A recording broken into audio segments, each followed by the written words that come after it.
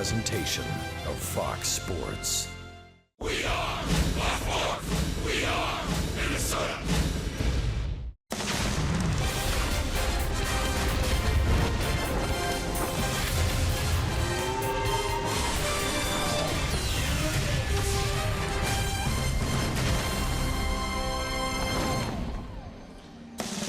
Another cool summer night on the south side of Chicago. Tonight it's Game 4 of this rare 5-game series for the Twins and the White Sox. And a couple of veterans will toe the rubber tonight. Irvin Santana for Minnesota leads the majors with 5 complete games and 3 shutouts. For the home team, James Shields, a 9 ERA in July was rough, but better so far in August. And Twins baseball on Fox Sports North is presented by State Farm. Welcome inside the stadium where it's Blackhawks night. Oh, goody. I've already had enough of Chelsea Dagger here, but the Twins have not had enough of this stadium. They have been playing long ball and doing it for size. 7 home runs in the last 2 games, and that continues a hot August with the long ball for Minnesota. They are powering the baseball top to bottom in the lineup right now. And their month of August, check this out, 39 home runs, tied for best in Major League Baseball. Everybody's having some fun with the home run right now, so we went inside the clubhouse and talked to Kenny Vargas and Max Kepler about that trend and how much fun they're having going deep. We got a lot of powers in our lineup, so take a little bit of pressure of the power hitter, so we don't have to worry much about like try to hit our home runs. I mean, we worry more about taking a good at bat for the team. I mean, when you keep things simple and just put an easy swing on it, the ball's coming in, at 90 something miles. So if you square it up with most of the barrel, it's going to go a long ways. And it seems like everyone's just doing just as much as they have to swing-wise and keeping it simple and not trying to hit it over the fence. So that's what happens. Twins will use the long ball tonight to support their ace, that man, Irvin Santana. Is he road ready? Dick Bramer and Bert Blyleven with why Irv has been so good away from home next here on Twins Baseball.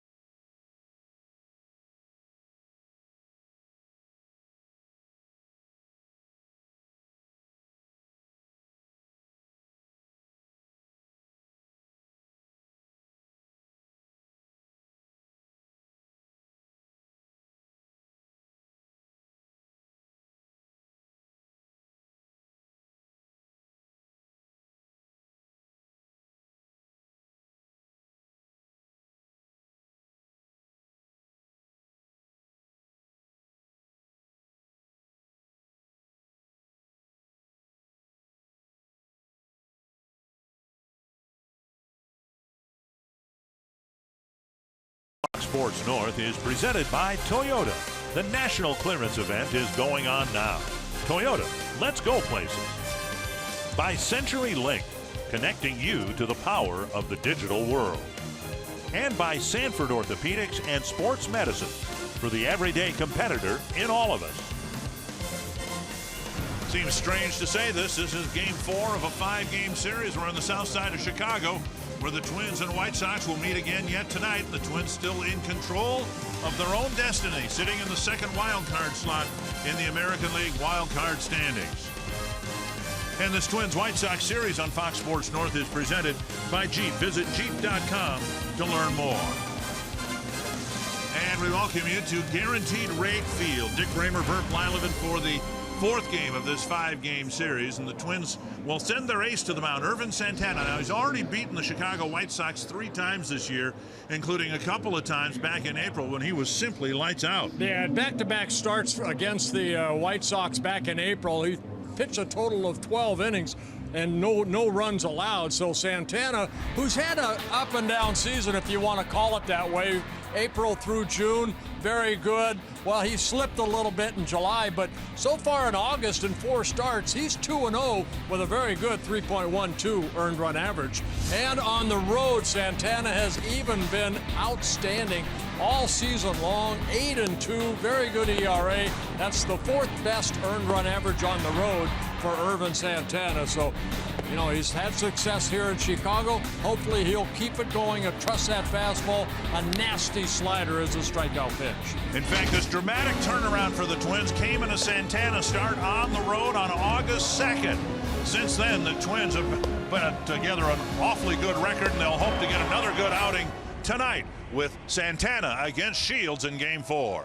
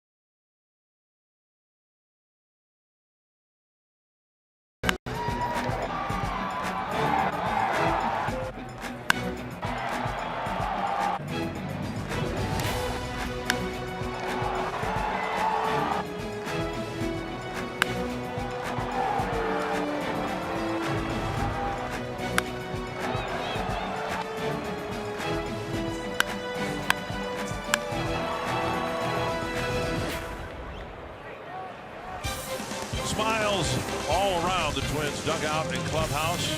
And the game face on for Eddie Rosario, Brian Dozier, and the Twins. What a difference a few weeks can make with the Twins pivoting their season. Paul Molitor has seen his team perform well on the road all year long, and now they hope to have a really good road trip A couple more games here, 3 games in Toronto. The Menards batting order for Game 4. Brian Dozier, Joe Mauer, Jorge Polanco, Eddie Rosario, Byron Buxton, Max Kepler. Back in the lineup, Kenny Vargas, Jason Castro, and Eduardo Escobar. And for the second time this year, the Twins will take a look at James Shields, 35 years old. He faced them back in Minnesota back in the middle of April. Got a no decision in Chicago's 3-1 win. He worked 6 very good innings, allowed only 1 run, a home run to Brian Dozier. He's making just his 15th start. For the first time in his career, he's on a disabled list earlier this year for a couple months with a lat injury, right lat strain. They say he's changed his arm angle a little bit. Shields used to be more over the top. Now he's kind of dropped 3/4, relying on a good sinking fastball, big sweeping breaking ball. He still has that split finger. Outside to Dozier, ball 1. Dozier, Mauer, and Polanco in the Twins first. Make no mistake, the Twins season pivoted on August 2nd with the Santana start in San Diego. And since then, they've gone 15-6. Outside again, 2-0. And Dozier's been a big part of it. Shields making his 23rd career start against the Twins. In 22 starts, 8 wins, 8 losses, an ERA at 4.2. Strike on the outside corner.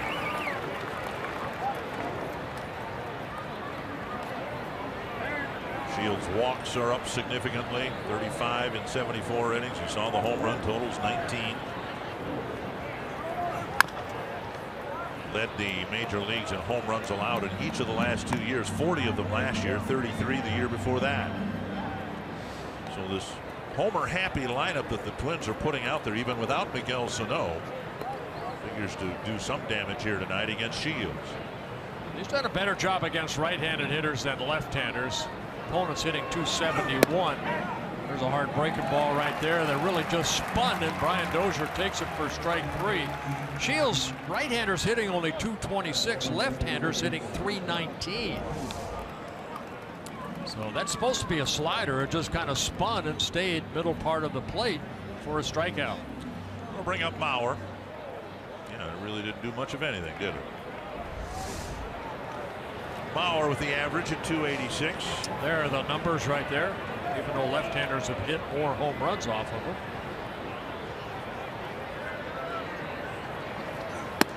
Strike over the inside corner.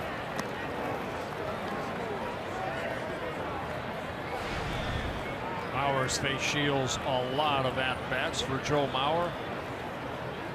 51 at-bats. He has 15 hits and a home run against James Shields. Strike 2.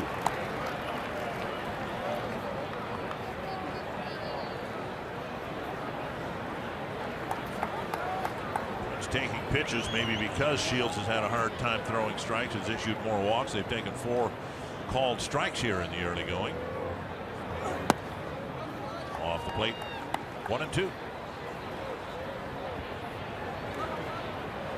Shields kind of caught in the middle here in Chicago. There's no question the direction the White Sox are going. It's a full rebuild mode. Of course, he's a veteran. It must seem a little bit out of place here in Chicago with all the youth that they brought into the system.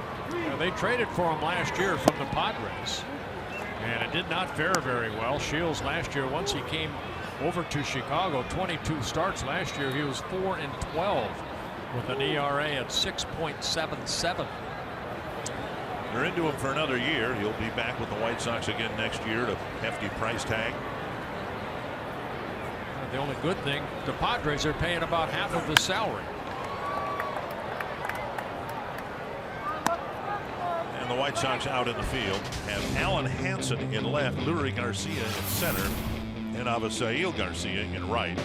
Yolmer Sanchez, Tim Anderson, Yohan Moncada, Jose Abreu, the infielders, and Kevin Smith doing the catching. You know, when Shields was straight over the top, he had a pretty good curveball. Now with this new delivery, kind of 3/4, a little harder to throw a curveball. So now that curveball almost becomes a big sweeping breaking ball. Trying to get that ball to sink a little bit more too with that arm angle that he's generating now. Driven right to the shortstop. Well hit ball for out number 2. Anderson with the catch. And that'll bring up Polanco. And as the Twins have turned their season around in August, so has Jorge Polanco. Polanco has been hitting the long ball as of late. You see the numbers in August. A couple 3-run home runs in that doubleheader. He hit a home run in last night's ball game. So showing off some power. 6 home runs, 4 of them hit here at Guaranteed Rate Field. I said that pretty good, pretty quickly. Long about the time you and I feel comfortable saying it, they'll change the naming rights. 2 down, and now strike 1 to Polanco.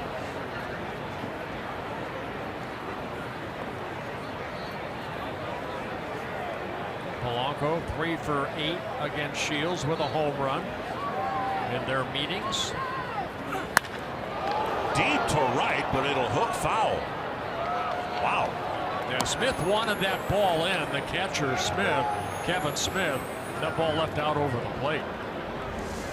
You see where Smith is sitting, and look at where that pitch was, right down the heart. Good swing by Polanco. Just a long strike, and it's 0-2. Twins are 9-5 against the White Sox this year. Let's see if they go back in again. He shook off. A lot of different signs right there. And Smith finally agreeing. Okay, looked like the last one he put down was a fastball.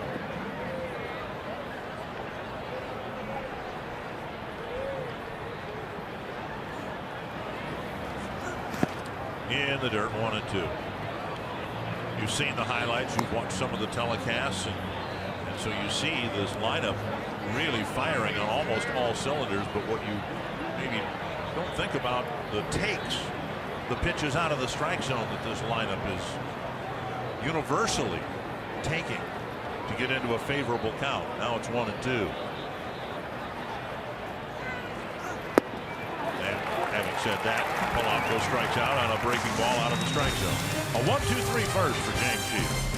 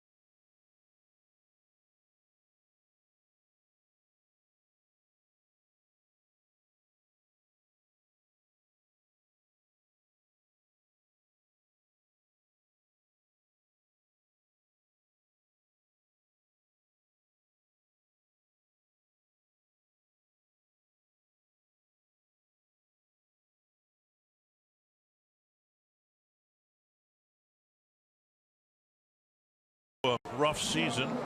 Renteria, his first year, replacing Robin Ventura. And the White Sox 21 games out of first in the Central. Here's the Menards batting order. Lurie Garcia leading off. Yoan Moncada, Jose Abreu, Nicky Delmonico, Avisail Garcia, Kevin Smith, Yolmer Sanchez, Tim Anderson, and Alan Hansen. And it'll be Irvin Santana making his 4th career start against the Chicago White Sox this year. Excuse me, 4th start, 26th start of the year. 3-0, 2.70 ERA. Had a complete game, 1-hit shutout against Chicago in Minnesota back on April 15th. One of his 3 shutouts he has this year, the most in baseball. He has 5 complete games, also the most in baseball.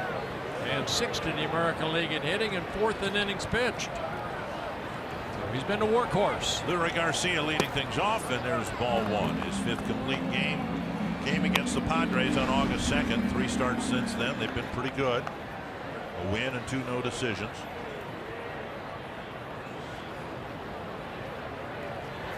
Bouncer to second. Dozier gets a waist-high hop, one away. And that'll bring up Yoan Moncada. Twins out on the field. Good to see Rosario, Buxton, and Kepler back together. That's because Kepler is well enough to play tonight. He's in right, Rosario back in left. Escobar, Polanco left side of the infield. Dozier, Mauer on the right side. And Castro behind the plate. I asked Kepler today what he had. He said he thought it was a bit of a flu bug. Got a little lightheaded. Twins hooked him up to an IV, replenished his fluids, and he feels much better. Inside ball one. It was very hot and muggy here when we had the doubleheader on Monday. On the outside corner, a strike, 1-1. Well, one thing, Irvin Santana, you watched Kyle Gibson last night establish that fastball, and that's the kind of pitcher that Santana is. He'll establish that fastball and then hopefully get the out on that curveball. Pulled foul. Or the hard slider. 1-2.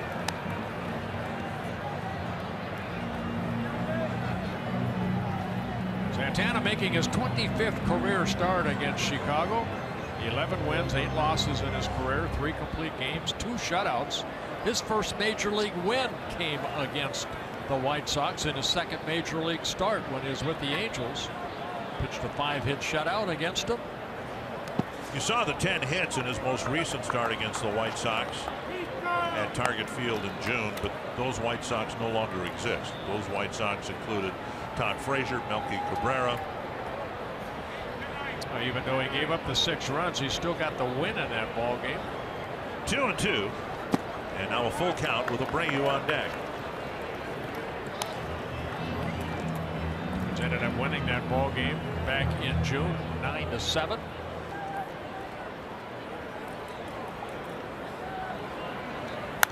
Foul back, still 3-2. Saw the low opponent batting average to give you some idea whose class he's in. He's 3rd in the league behind Chris Sale and Corey Kluber. You're on a short list with those guys. You're doing pretty well. There you are. And a high fastball gets a swing and a miss, 2 down. That'll bring up Abreu with the bases empty. Well, 3-2 Abreu. Line drive home run here. 4 straight seasons of 25 or more home runs.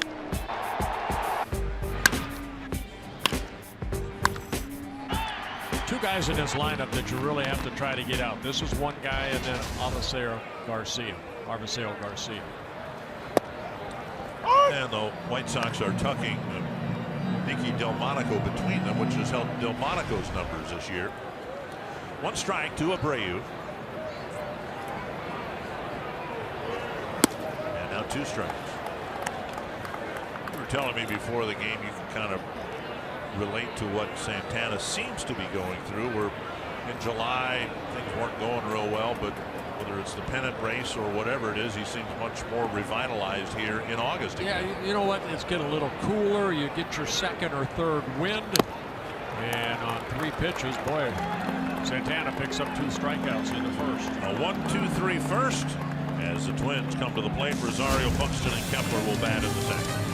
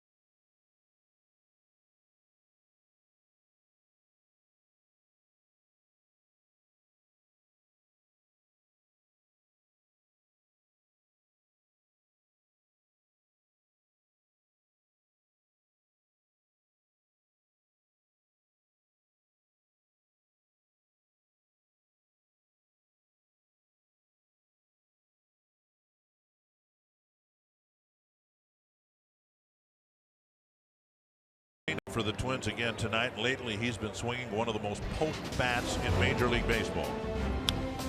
And he hasn't been just doing it in over a couple weeks or a month. Look at that, since June 13th, where he ranks the average, the slugging percentage, extra base hits. See if he can get something started here in the second against James Shields. A hard ground ball hit right to the second baseman, Makata. And Rosario's gone on one pitch. And it'll bring up Buxton.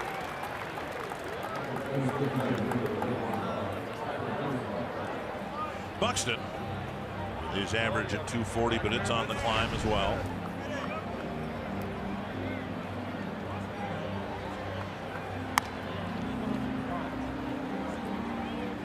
Buxton taking his time here, something a hitter should do after the leadoff batter was retired on one pitch. Yeah, Byron 3 hits and 8 at bats with a couple home runs against Shields.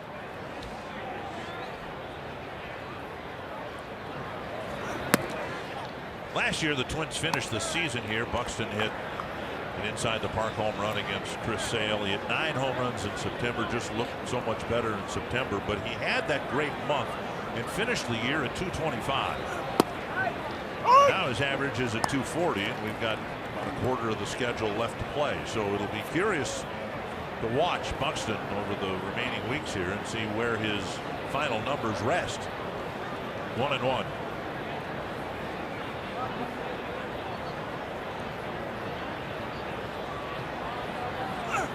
Popped up, and Abreu retreats.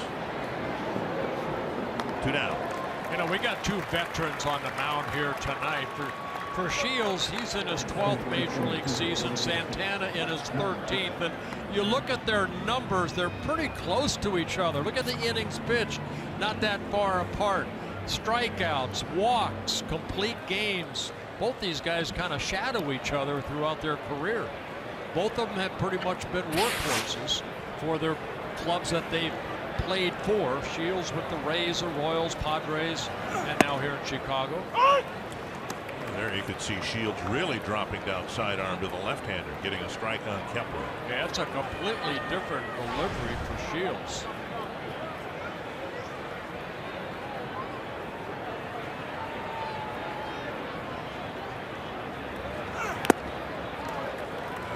Swing and a foul, 0-2. Hard breaking ball right there. Again, Shields used to be more over the top. Now kind of going more sidearm. And his momentum, you can see him taken toward almost that third baseline. Yeah, half swing. Kepler's gone. And a quick 1-2-3 top of the second on 7 pitches.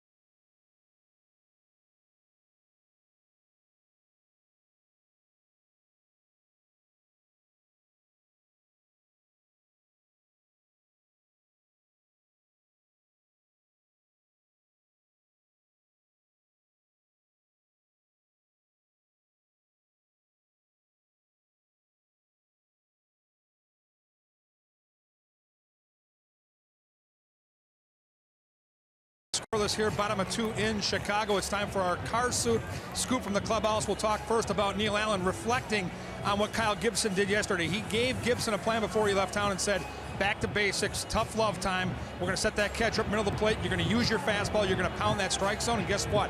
It worked. Speaking of pitchers, a couple of guys trying to work their way back in Mejia and Santiago. We've talked about them this week.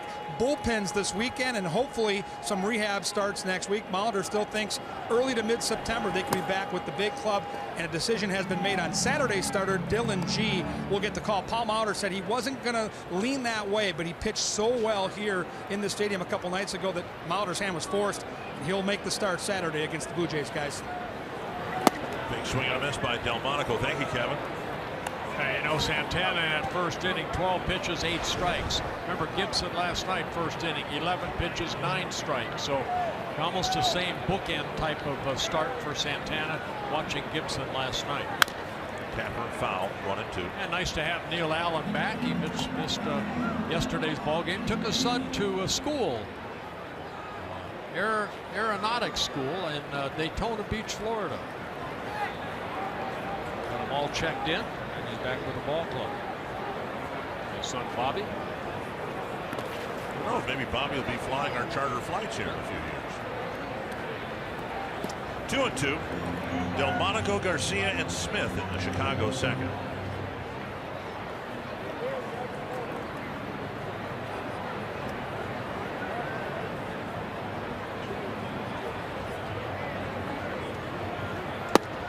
Missing inside, 3-2. I showed you the opponent batting average against Santana. It's not like Shields where left-handers hitting over 300. Against Santana, left-handers hitting 216, right-handers 224. At the knees, a called third strike. 3 straight strikeouts for Irvin Santana.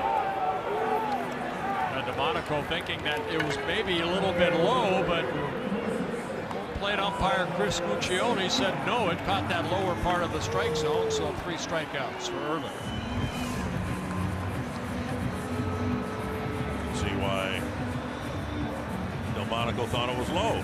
Look, it was low. Again, it's where it crosses the plate, not where Castro catches it. What'd you do for a living? I pitched. Sometimes I was a thrower. Here's Garcia. I tried to pitch.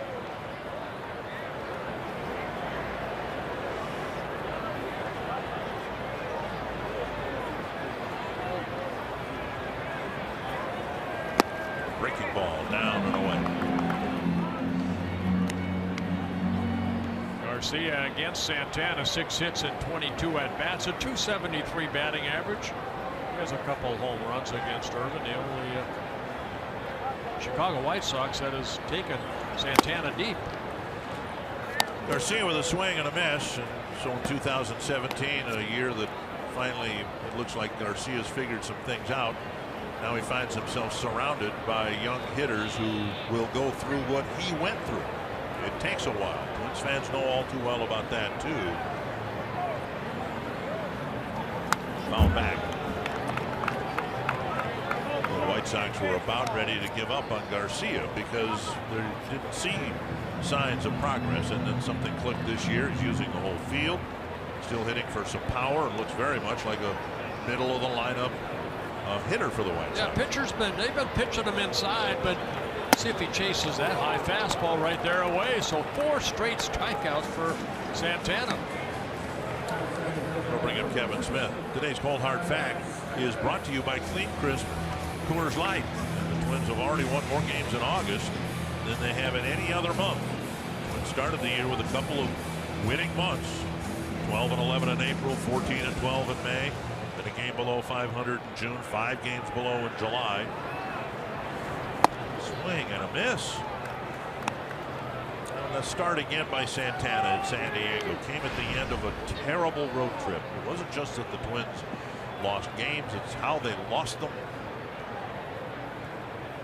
Strike. And then Santana stepped up, pitched a complete game win, and from that point forward, this Twins team has played with anybody. They've swept a contending team of the Milwaukee Brewers in 4 games. They've swept the Diamondbacks, another postseason contender, in 3 games. Up and in, 1-2. Just saw a 93 mile an hour fastball, 94, and then that last one 95 to Smith. Now the slider. Dribbled toward first, and Mauer to the bag. Another quick 1-2-3 inning for Irvin Santana. 2 scoreless. Neither team's had a base runner yet as we head to the third.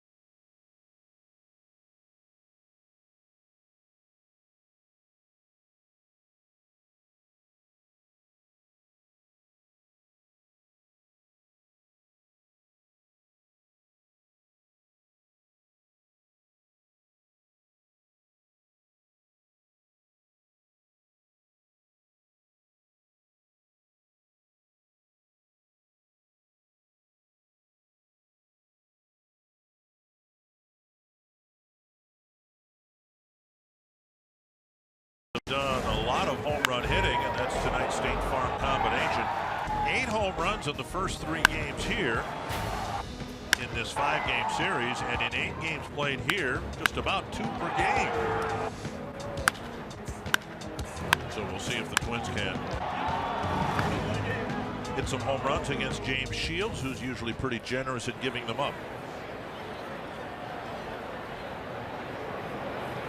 Vargas takes a strike on the outside corner. Pass along birthday wishes. Happy 92nd birthday to Wilma Refsell of Esterville, Iowa. Big time Twins fan. So we wish her a happy birthday today. Sure do. Happy birthday, young lady. Swing and a miss, 0-2.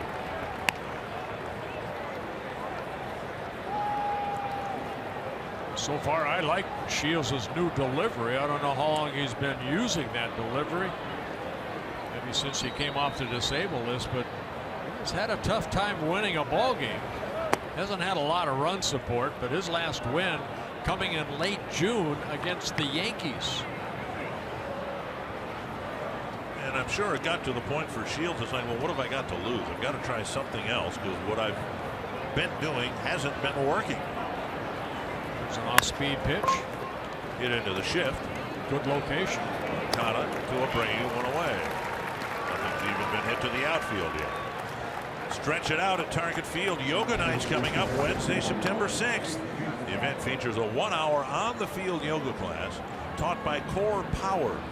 The event tickets include a Twins branded yoga mat, Twins game tickets, and a donation to the Twins Community Fund. Get your tickets today at twinsbaseball.com/yoga. I walked all around town today looking for a yoga store. I just couldn't find one to get you those tights. They're not tights, they're yoga pants. You got to go in tights. Strike 1 to Castro at the knees.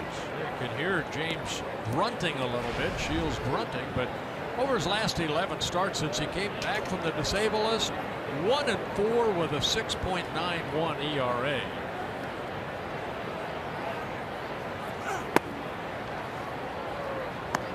One and one. Picked up his 2000th strikeout in late June earlier this year. Making his 366th major league start, 135 wins. in with a breaking ball. Twins trying to show some patience. Taking a lot of strikes. It comes now 2-1.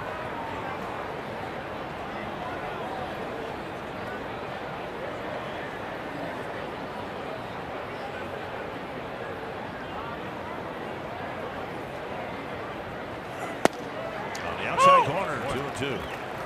Shields first came up with the Tampa Bay Rays back in 2006. He's also pitched for the Royals and the Padres. 35-year-old.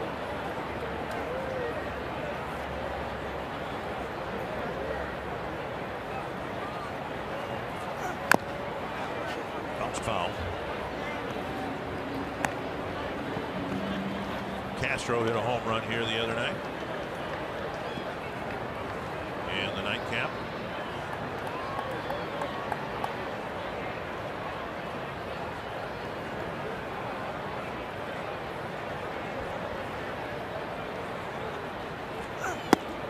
Fastball. It's a swing and a miss. 2 down. Strikeout number 4 for James Shields. And now Eduardo Escobar. Take a look at a pitch right here. It's like a little cut fastball from that sidearm type of delivery. Right on the outer part of the plate. Both starters very aggressive in the strike zone so far. 14 up, 14 down. Here's Escobar dropping down to 9th in the Twins batting order. He has hit as high as cleanup. He has, even before Shields worked on his new delivery, he's had a tough time against the right-hander. Just 1 for 9 with 3 strikeouts.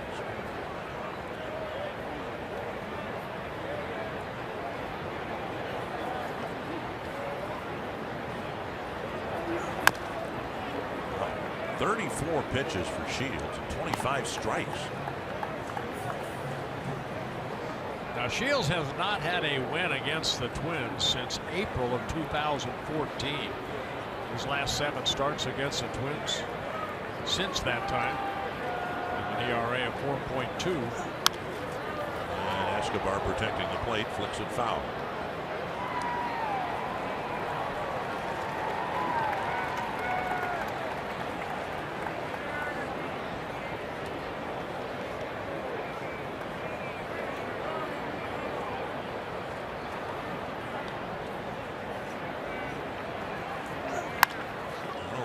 Ground ball to second. Easy play from Moncada.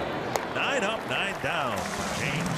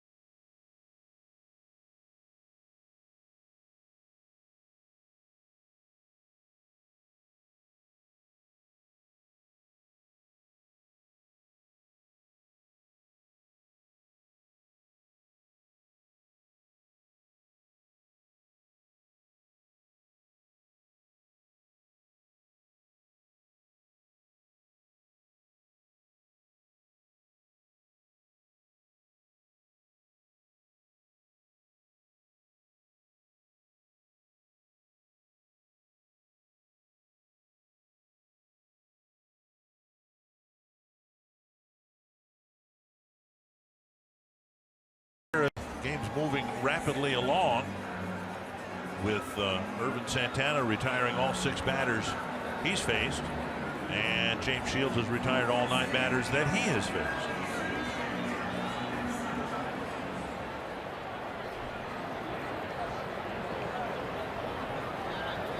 And it'll be Yolmer Sanchez leading off the 3rd for Chicago.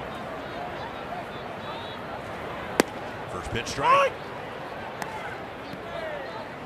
Twins work through the back end of their rotation, picking up wins the last 2 games here in Chicago. Now the front side of the rotation with Santana going tonight and Barrios tomorrow. Awkward swing, and it's 0-2. A good changeup right there by Santana. So a slider and a changeup so far to Sanchez. 2 for 11 in his career against Santana. High fastball, 1-2.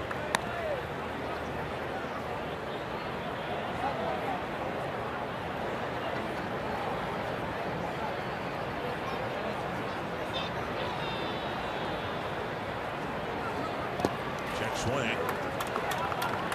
And a ball, 2-2.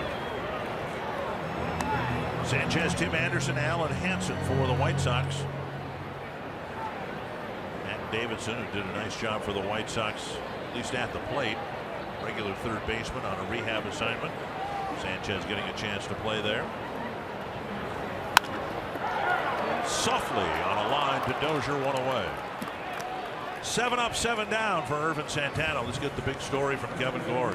The big story, a big rout in Anaheim last night, and within that, a pretty big milestone. Albert Pujols right here, taking it deep. Career home run number 610. That's the most ever for a foreign-born player in the bigs. Past Sammy Sosa for 8th all-time on the home run list. Part of a 10-1 Angel win. Angels 8-2 guys in their last 10. They're still just a half game behind the Twins. As good as the Twins have been, the Angels won't let them get clear in that race for the number 2 wild card spot. You're right, Kevin. Thank you very much. Yeah, Angels playing very good baseball. So I think that both managers, Mike Scioscia for the Angels, Paul Molitor for the Twins, will get some manager of the year consideration because of what they've had to endure. In the case of Scioscia, without Mike Trout, most of their big starting pitchers have been hurt. Swing and a miss, and Anderson is gone very quickly. 2 down. And strikeout number 5. Good slider right there. Again, Santana getting ahead in the count. And Anderson, the 5th strikeout victim of the 8 batters he's faced.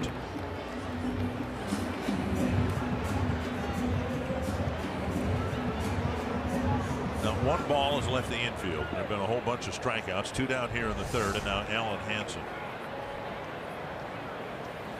Swing and a foul. Now it'd be easy to imagine A.J. Hinch of the Astros being the front runner for the Manager of the Year award, but the Astros have kind of come back to earth a little bit. They've got some issues in their pitching staff. They've got a comfortable lead in the West. Hansen runs out of the box and flails at it. 2 strikes. Sir John Farrell too with Boston. You know, then you got to look at Terry Francona. Look at the West, and the Angels 4 games above 500, like the Twins, or right behind the Twins, who are 5 games. 0-2 to Hansen, and now he takes low, ball 1. Red Sox leading the Indians, and Corey Kluber 1-0 in the 6th. Hansen, just 24 years old, claimed off waivers from the Pittsburgh Pirates back in early June.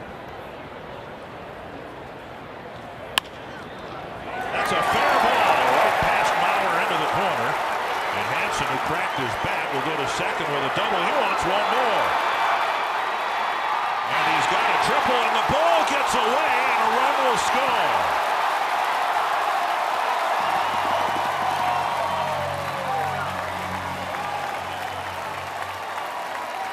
Kepler overshot Dozier, the first cutoff man. Polanco fired to Escobar, and the throw may have hit the runner. At any rate, it's 1-0 Chicago. That ball hit right down that first baseline, as you mentioned, Dick. Hansen's got tremendous speed. His average is down, but he does have good speed. Ball ricocheting over to Kepler. He gets it back in. Overshoots Dozier, but Polanco's throw off the glove of Escobar. I'm going to give Polanco the error, but Escobar's got to catch that ball. It sure looked like he should have. Or anything. So right now the error is charged to the shortstop, but it sure looked like Escobar should have caught the throw. 1-0 Chicago. And now 2-0 the count to Lurie Garcia. Hansen will be credited with a triple, and then the air allows him to score. Foul back 2-1. Let's take a look right here. Escobar has to reach out over the sliding Hansen, just off the tip of his glove, trying to catch it and make the tag all at one motion, but he forgot the ball. 2-1 to Garcia. Foul ball chopped toward the first base coach's box. So I'll leave it at E6, but I hope that's changed.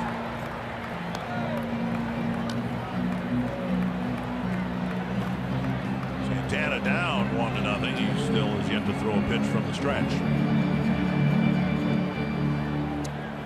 Sounded like Hansen cracked his bat, but he found some room between Mauer and the line.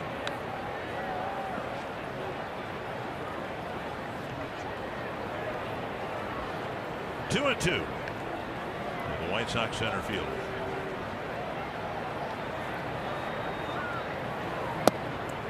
And Santana gets another strikeout. 2 in each inning so far, but the Twins come off the field trailing 1-0.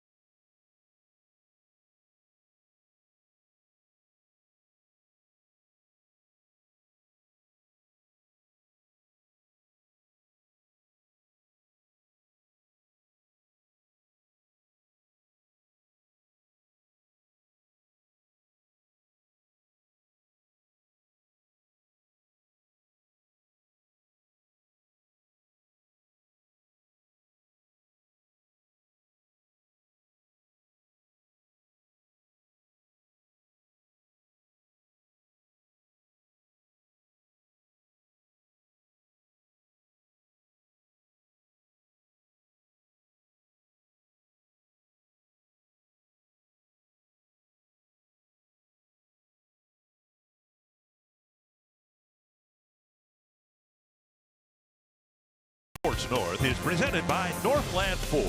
Visit buyfordnow.com and your local Northland Ford dealer today. By Grand Casino, the best stories start here. And by Menards. Save big money at Menards on all your home improvement needs. 1-0 Chicago. See if the Twins get some better cuts. James Shields are on James Shields' second time they've seen him. Dozier called out on strikes his first time up. And the first pitch swung on and fouled back.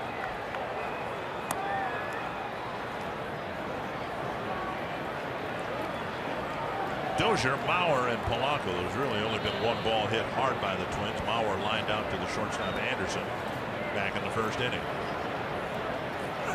And he offered at it 2 strikes with Sanchez, the third baseman, almost back on the outfield grass. Bryant just tried to lay that ball down to third baseline as a breaking ball. Shields ahead in the count, 0-2. 4 strikeouts for Shields at the first 9 batters he faced. 10 strikeouts already here between the two pitchers. 1 and 2.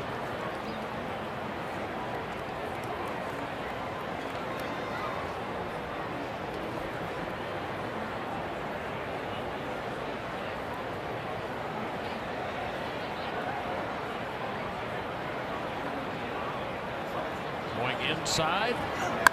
Pulled foul.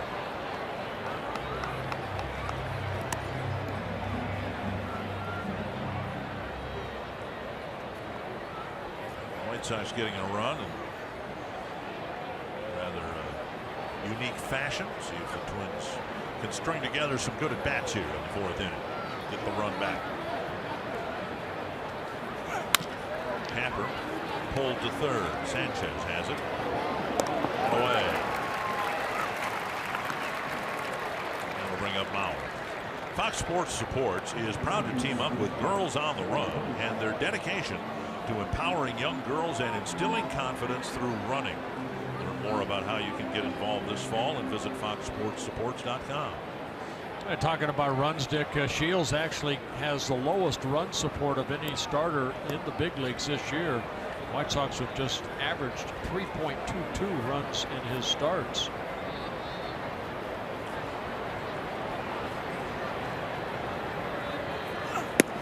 At the knees to Mauer on strike. So if you're not getting a lot of runs, you get a run early. You say, okay, now hold them. Well, that's all I might get.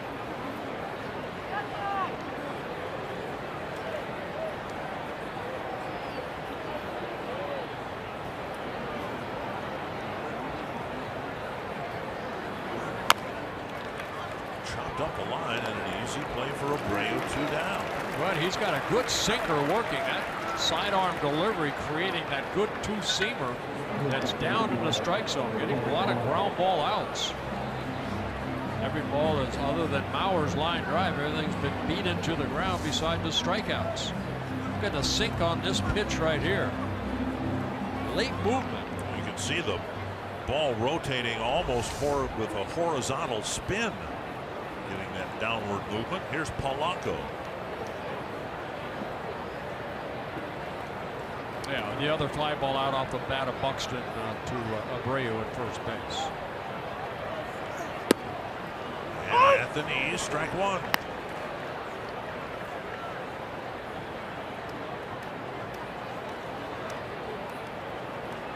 Polanco with 6 home runs on the year, 4 of them against the White Sox. And a take, 1-1. Homered in all 3 games of this series. A couple of 3-run home runs and then a solo home run last night that tied the game.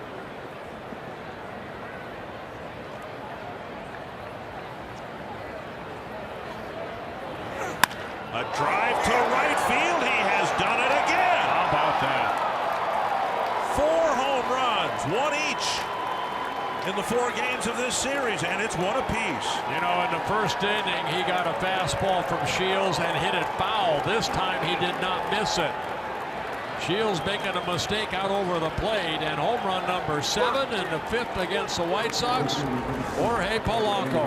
Where the target is, and look where the ball is. Missed the target by 2 feet. And Polanco did not miss it. So a 1-1 ball game thanks to Polanco's 7th home run. It's not just the 1 home run in each of the games, but they've all been really important home runs. Here is Rosario taking the ball. Back in the first game of the doubleheader, Polanco's 3-run home run drew the Twins to within 1. Now they lost by a run, but it got them right back into the game late. Then he started the next game with a 3-run home run, and the Twins never looked back. His home run last night tied the game at 1, and his home run tonight has tied the game at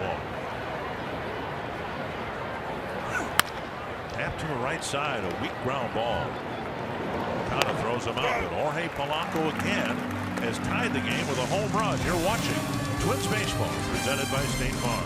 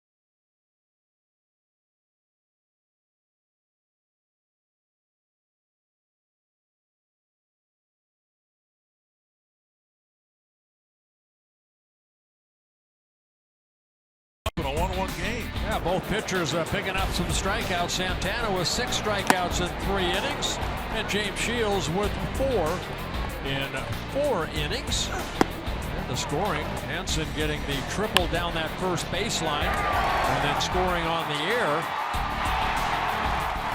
And we just saw Polanco. Twins come right back. Polanco's 7th home run of the year, ties it at 1 apiece. Moncada will lead off the 4th. First pitch foul back, 1 strike.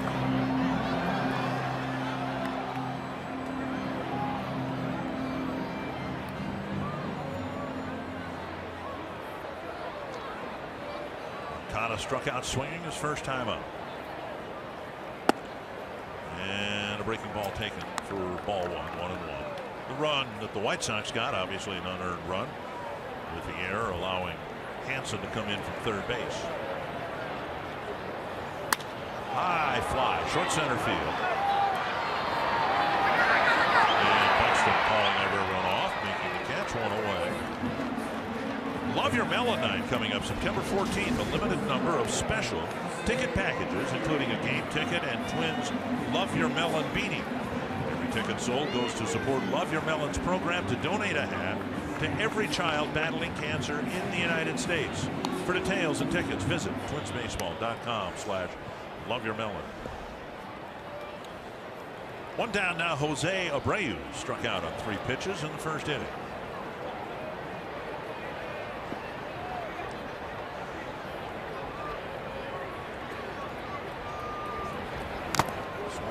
Foul. It's the second one that's caught Castro in the ball game. Santana attacking a strike zone. 47 pitches, 31 strikes.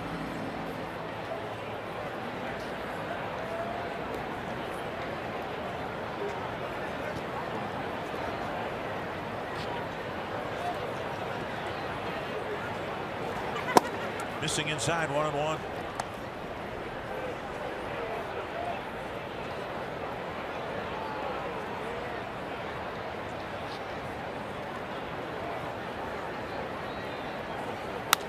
High fly to left, and Rosario waits and now comes in. Number 2. Let's get tonight's showstopper from a showstopper of his own in his own right, Kevin Gord. Well, there was bad news early, a leadoff home run, but then it was all good news for this guy, Doug Fister. After giving up the leadoff home run, nobody else got a hit. That's right, his first career one-hitter, 114 pitches. Boston dominates Cleveland 9-1. It's the first time that's happened since 1991. A White Sox, Jack McDowell did it. Red Sox up 5 in the East, but how about that? A leadoff home run, Bert, and then nothing after that. You ever done that? No, I've given up a lot of leadoff home runs, but I've never, not the only one. Quite performance by Doug Fister. Boston, you know, it's a nice pickup for Boston. Well, the Red Sox got an early run against Corey Kluber, and so far that run is holding up as well. 1-0 Boston, getting to the late innings against the Cleveland Indians, who put Jason Kipnis on the disabled list today with a reoccurrence of a hamstring strain. 1 strike. Monaco takes a ball. And what has to be particularly concerning, I would think, to the Indians and their fans is in the case of Andrew Miller and Jason Kipnis, these are re-injuries, reoccurrence of injuries. Oh, same for Salazar too. He's had arm injuries. Yeah. You know, he's on a disabled list again. But years ago, Twins had a chronic issue with Alexi Casilla with a hamstring, and every time he hurt it, it took longer for him to get back to the lineup. 1-2, foul back.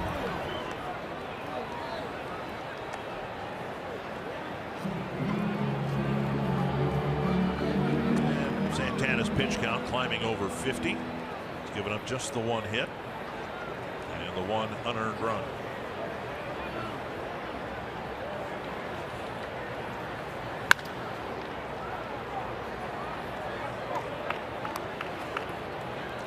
Pretty enviable spot to hit, wouldn't it? Between Abreu and Garcia, you're a left-handed batter, and you're in there between a couple of good right-handed hitters. Yeah, he just kind of joined the White Sox, coming out of the Baltimore Orioles organization. This is just his 21st Major League game.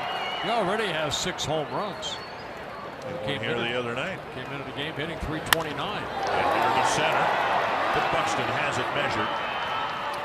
3 outfield flies and a 1, 2, 3, 4 for Irvin Santana.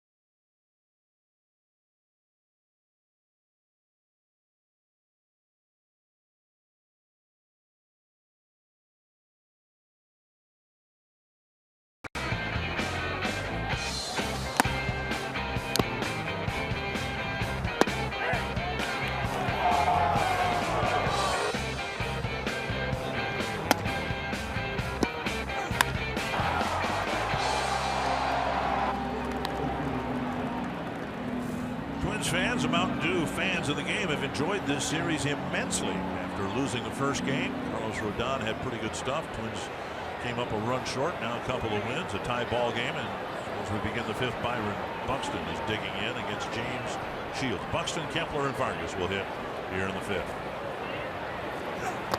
Down and away, ball 1. Whether it was in Tampa, Kansas City, San Diego, now here in Chicago, Shields has carried the nickname Big Game James. But in terms of his success or lack of it in the postgame, it's hardly been the case. He's pitched in the World Series a couple of times, once with the Rays, once with the Royals, a couple of times in the LCS, 4 years in the Division Series, a wild card game, and a combined 3 and 6 with an ERA of 5.46. Inside, so where'd the big game come from? Came from James Worthy out of the NBA, and signed the big contract with the Padres, and as you said, they're paying half the contract for him to pitch for the Chicago White Sox. Around the hands, it's 3-1 to Buxton.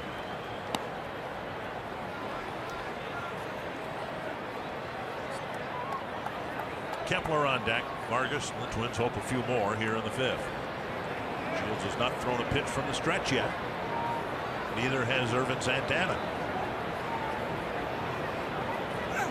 Fouled back. I showed you a graphic earlier. Both these starters, Santana and Shields, good control over their careers. And something's happened, and maybe it's the revised mechanics.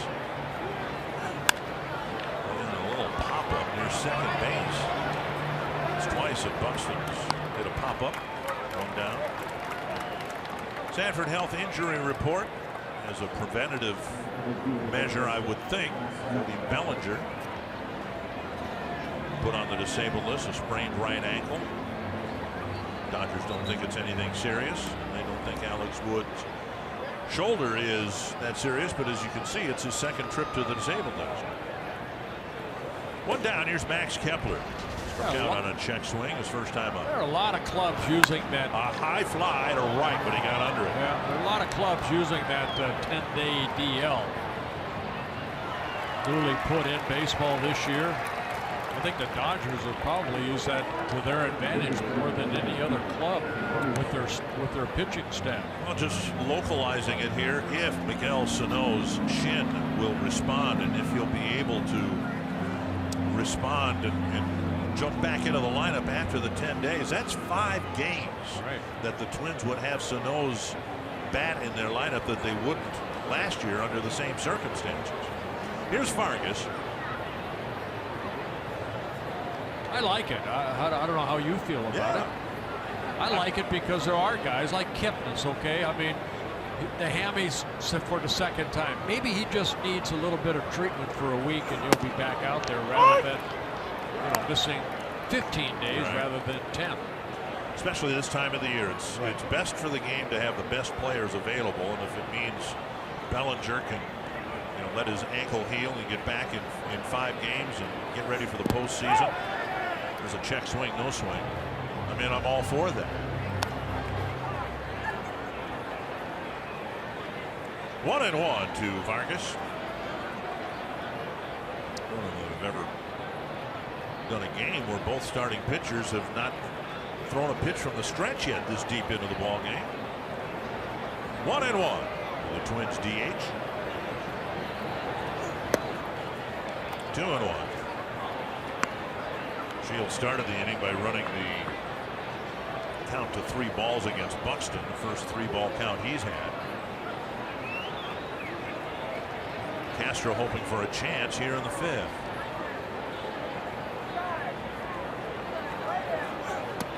And now another 3-ball count.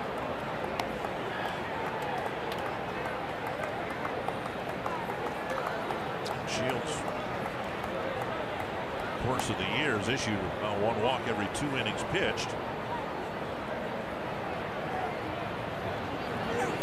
Pulled foul, 3-2. Yeah, that home run that Polanco hit, that was the 20th home run that Shields has allowed this year, this being only his 15th start. Mentioned the home runs he's given up the last couple years. 40 last year, 33 in 2015. And there's ball 4. Vargas will go to first, and Shields will pitch from the stretch to Castro.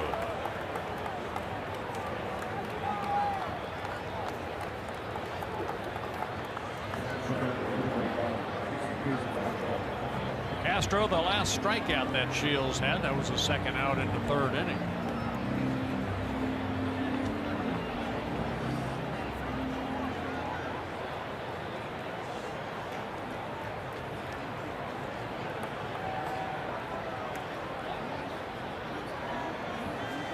Castro 3 for 15, 3 for 16 now against James Shields.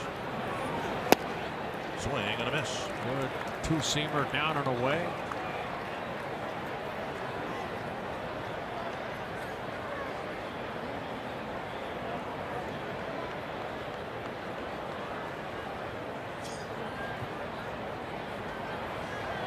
One strike to Jason Castro. Vargas, of course, no threat to steal. I was just going to say, no threat over at first.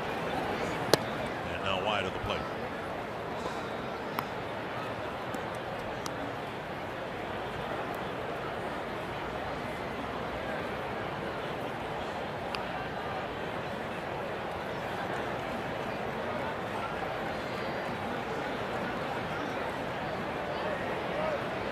Still leading Cleveland 1-0. That game in the bottom of the 7th. The Red Sox picked up Rajai Davis in a trade late this afternoon.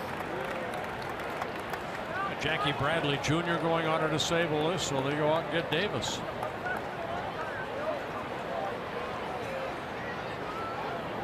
One and 2.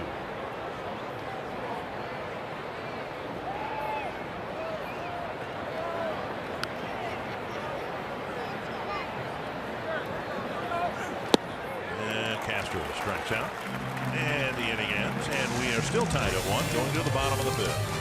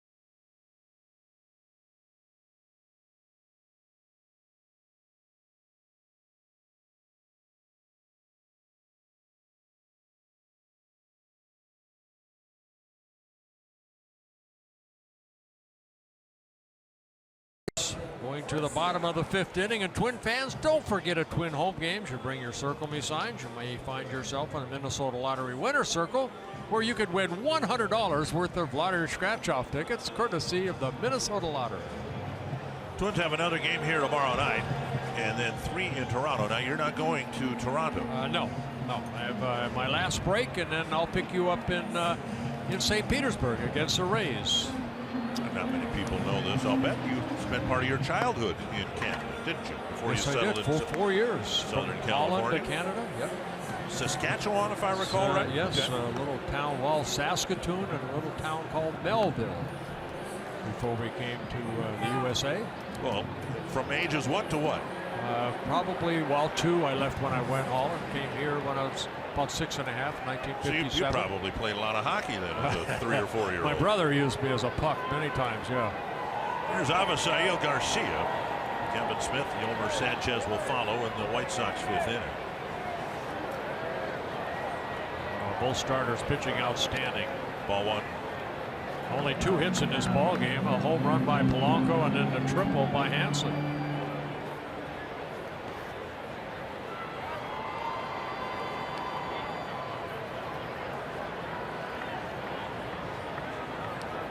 Rich Hill of the Dodgers is perfect through 8 innings tonight.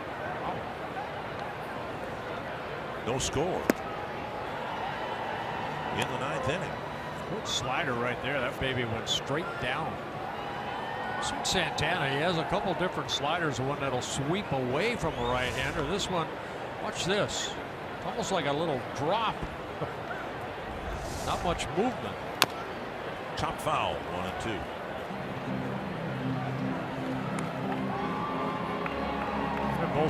Both pitchers doing a good job of keeping the ball down, getting a lot of ground ball out Shields. Now the last 3 outs on fly ball outs for Santana last inning. 1-2 to Garcia. Half swing, but he went, and he's gone on strikes. Strikeout number 7, getting Garcia, who came into the ball game second in the American League in hitting on that slider.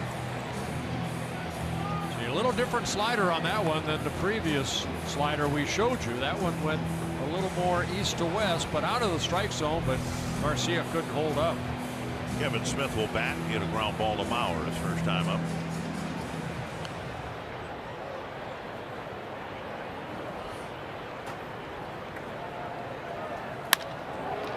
And drilled through the hole to left. Wild single, and now Santana will throw his first pitch from the stretch. MLB.TV Premium is back better than ever. You can watch every out-of-market regular season game live on over 400 supported devices. Plus, get a free subscription to @Bat Premium, the #1 app for live baseball. Blackout and other restrictions apply. Visit MLB.TV for details. Yolmer Sanchez hit a soft line drive right to Brian Dozier for the first out of the 3rd inning. Santana doesn't get a lot of double plays. He's had only 6 double plays turned behind him, this being his 26th start.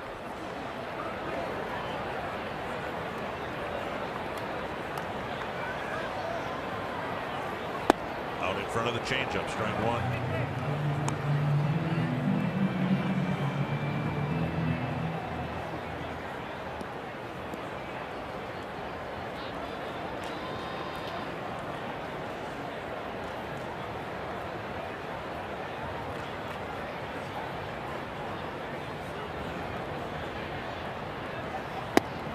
Squaring and taking strike 2.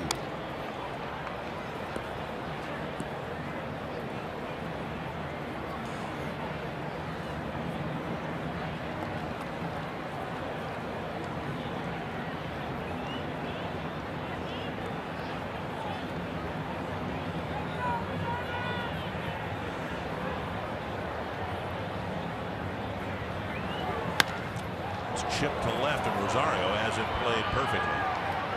That is out number 2. A good pitch, outer half of the plate. Sanchez just trying to reach out, and Rosario right there.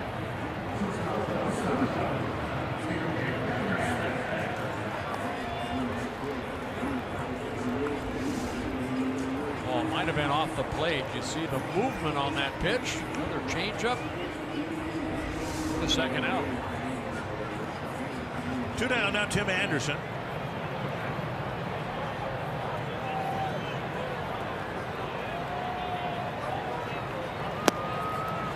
Seen a lot of those tonight. Really awkward, unbalanced swings. Well, Anderson's one of those players that have come up. He had a good year last year, his rookie season, but he is striking out a lot. 123 times, or now 124 times, in 448 plate appearances or at bats.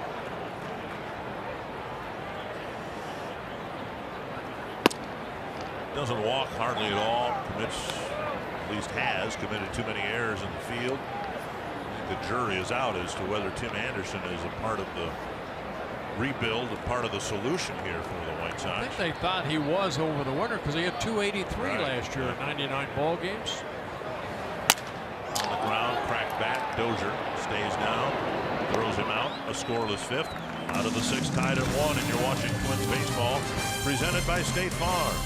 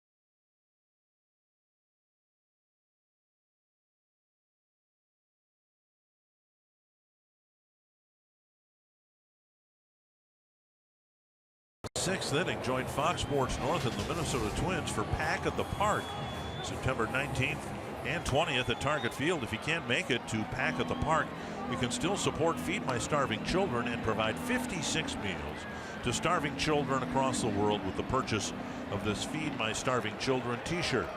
Visit fmsc.org. Get yours today. Perfect game is no more. Logan Forsythe committed an error in the ninth. Rich Hill still has the no-hitter going. Eduardo Escobar leading off the sixth here against James Shields. And a first pitch strike. That's a nothing ball game too. Yeah, see that, and I'm reminded of the story going back a long ways. One strike to Escobar. There's a drive to right center field. Nobody there. And a diving attempt and a catch made by Lurie Garcia.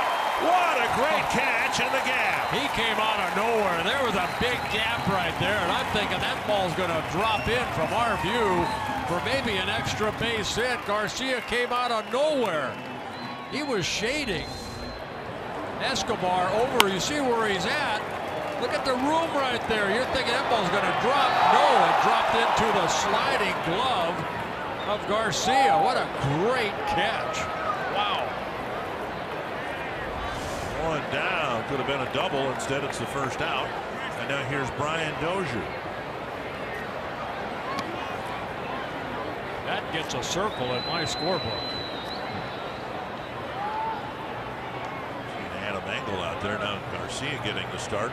Great catch, showing tremendous range out there. Dozier takes outside. Story went back in the 60s. Don Drysdale, Sandy Koufax were in the Dodger rotation. Drysdale was hurt, wasn't with the team. Somebody said, "Hey, Sandy threw a no-hitter." Drysdale's response, "Did we win?" Yeah, I grew up watching those ball clubs. Every game was 1-0, 2-1. Dodgers weren't known for their lineup and run production. It was Wes Parker and Maury Wills would get on, steal a base. Jim Gilliam would knock him over. Maybe Wes Parker would drive him in. That was about it. 2-1 to Dozier. He's been called out on strikes and hit a ground ball to third.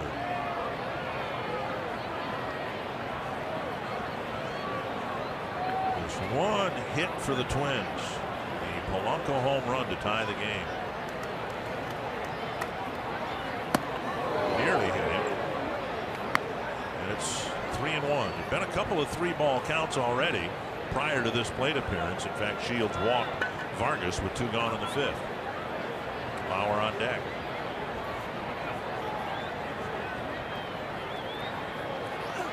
Swing and a foul. Dozier trying to untie it. It fell behind 3-1 on Buxton and then came back and got Buxton to pop up.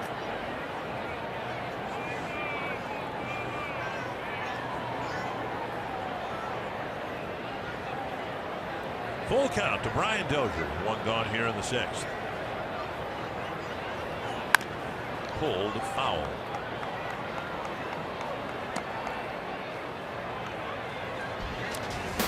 Not quite on the home run binge he was on last year at this time, but these home runs and the singles and the walks have all been more important.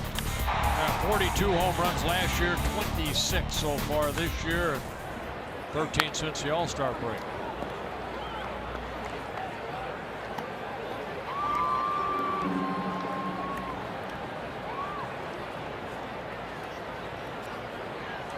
The 3-2 pitch coming to Brian Dozier. Going to be pitch number 75. 74 pitches for Shields, 51 strikes. Couple of 2-strike fouls here. Pitch number 8 in this at bat. Going to go with a slider. Going to go inside. And he missed, and Dozier will go to first. Tried to get Dozier to get that spinner inside like Brian struck out to lead off the ball game. Good second walk for Shields.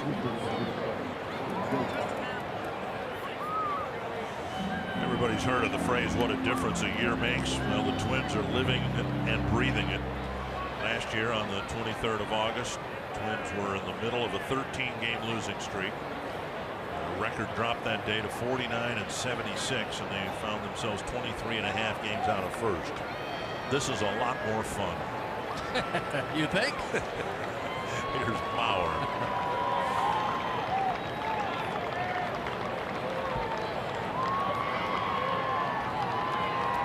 Bauer takes a strike on the outside corner.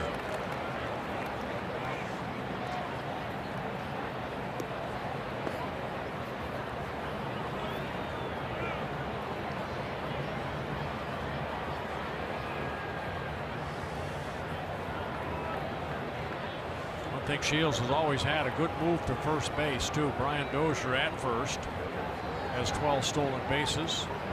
Shields has 35 pickoffs in his career. What little we've seen of Smith behind the plate, he's got a pretty good arm. 1-1 to Bauer. There's only been 4 stolen bases with Shields out on that pitching mound. This being his 15th start.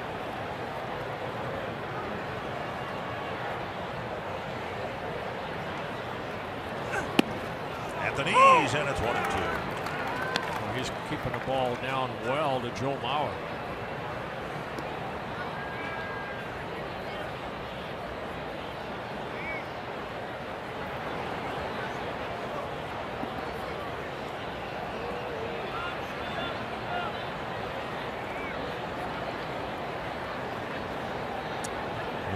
To Joe Mauer.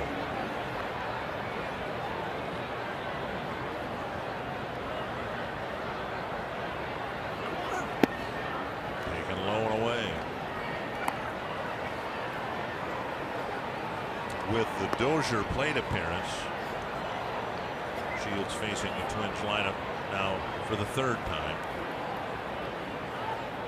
Perfect first trip through the order, and the 2nd time through gave up the Polanco home run and the Vargas walk.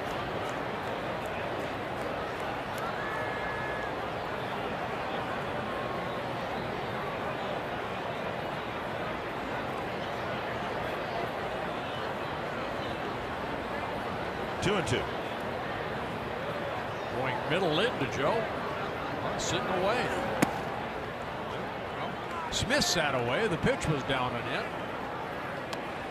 It's got to be tough. I mean, Shields has had the same mechanics for a long time at this level. And we've seen a couple of times, although he's pitched very effectively here tonight, just missing his target by a bunch. But that shouldn't be too surprising when you completely change your mechanics. Let's see if they send Dozier right here.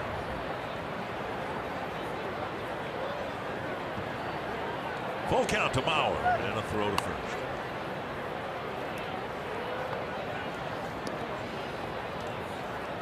Been only 4 double plays turned behind Shields in his first 14 starts.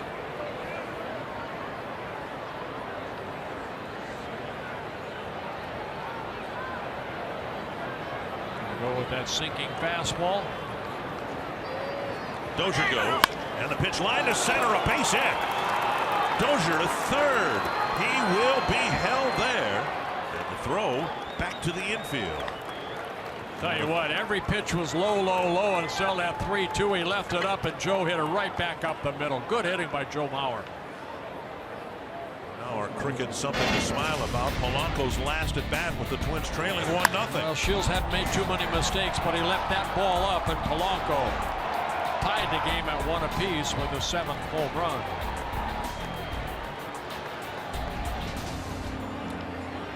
Now Polanco will hit with the go-ahead run at 3rd.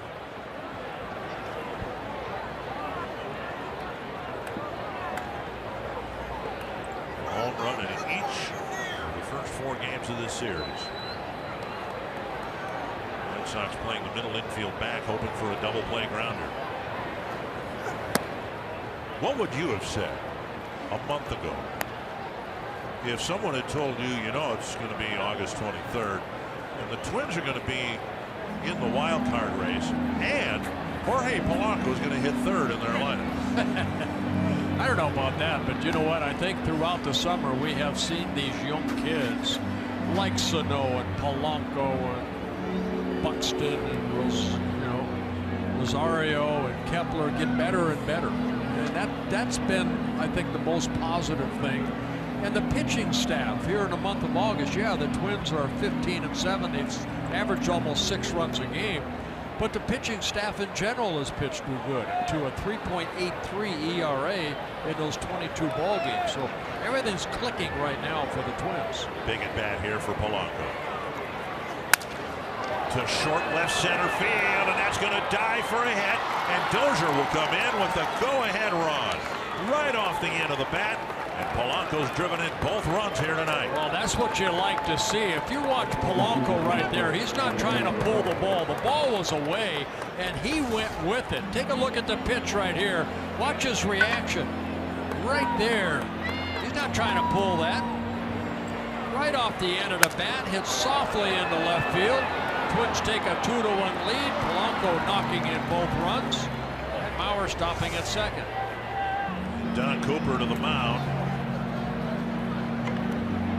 Remember, the inning started with Garcia's outstanding play in right center field. Since then, Dozier walked, Mauer and Polanco singled. And Eddie Rosario will hit against Shields.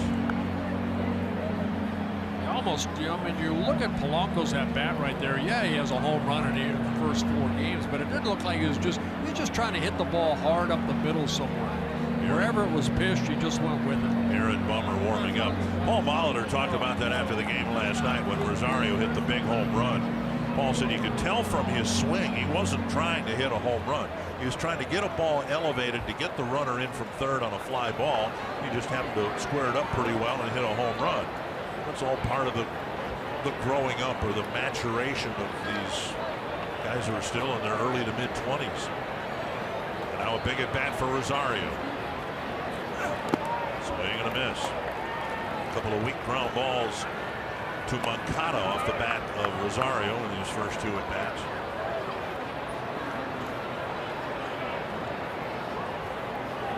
Shields has not made a mistake against Rosario. Every pitch has been that good sinker, good hard breaking ball down. Created the 2 ground ball outs.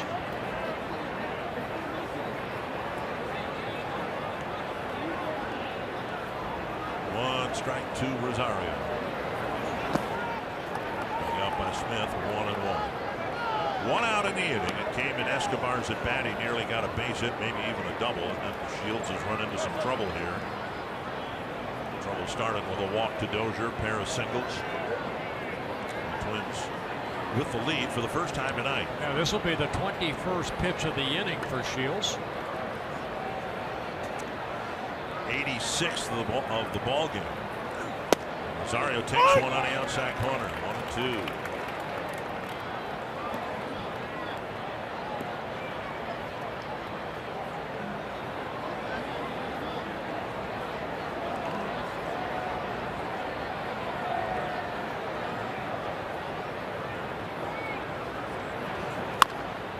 Chop to the right side. Rosario's retired, but now 2 runners in scoring position for Byron Buxton. And out, but a productive one, advancing both runners 90 feet. Buxton's hit 2 weak little pop-ups, one to the first baseman Abreu, the other one to the shortstop Anderson.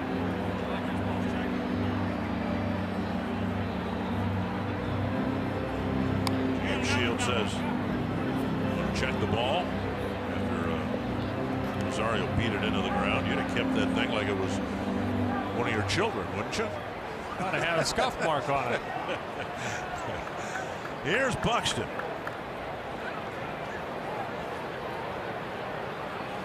Looking to provide a big 2-out hit. Byron's been a little bit quick on Shields' off-speed pitches, creating a couple pop-ups.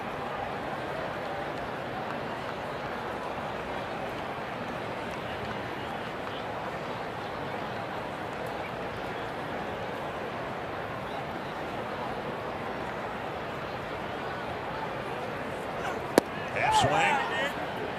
Strike 1. Big sweeping breaking ball. Bucks are unable to hold up. Yep, too far.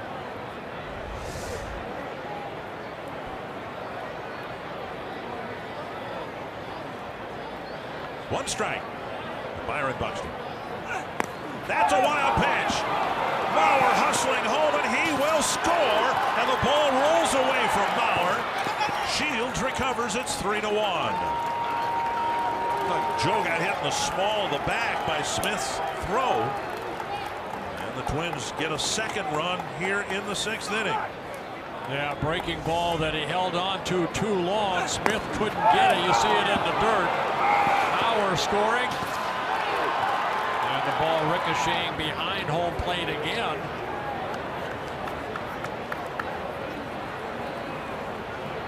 But Polanco stays at third base. So a wild pitch, 4th wild pitch of the year for Shields, makes it a 3-1 ball game. And the count to Buxton, 1-1.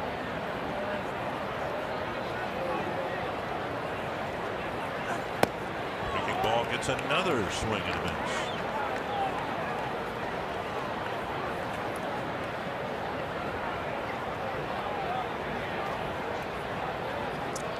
"90 pitches for Shields, 60 strikes.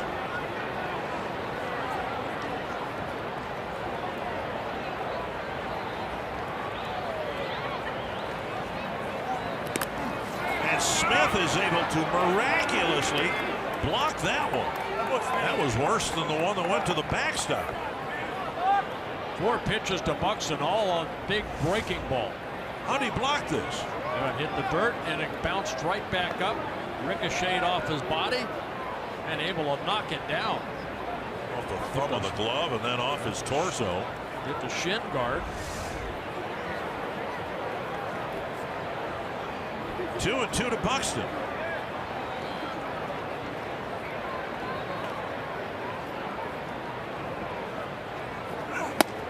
Fastball got it. Shields gives up a couple of runs. The Twins take a 3-1 lead.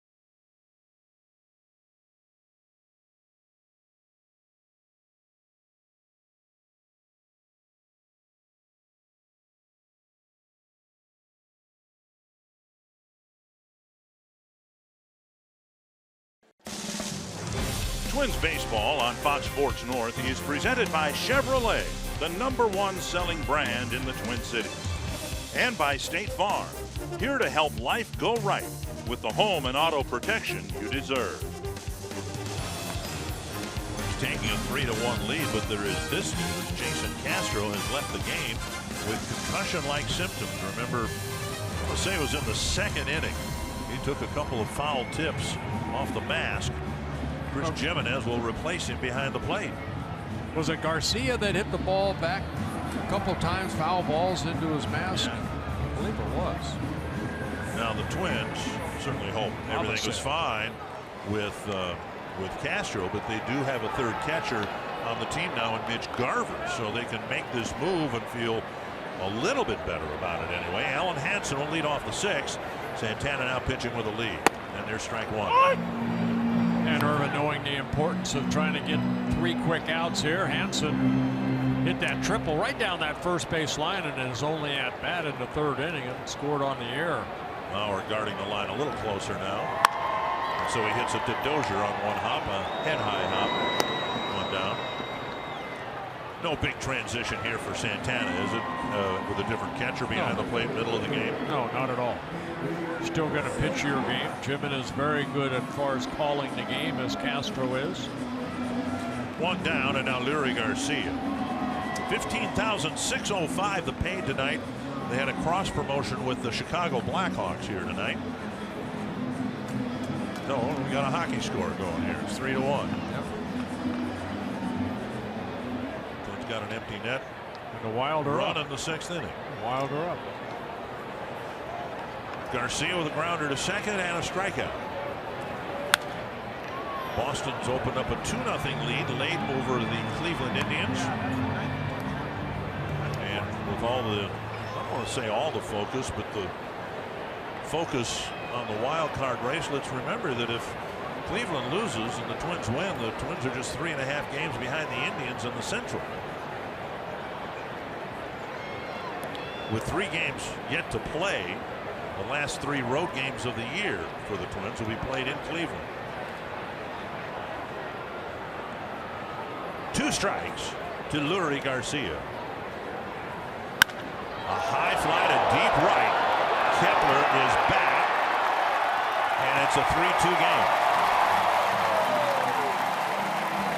Number 9 for Garcia. Garcia, switch hitter. He's hit all 9 home runs from the left side of the plate.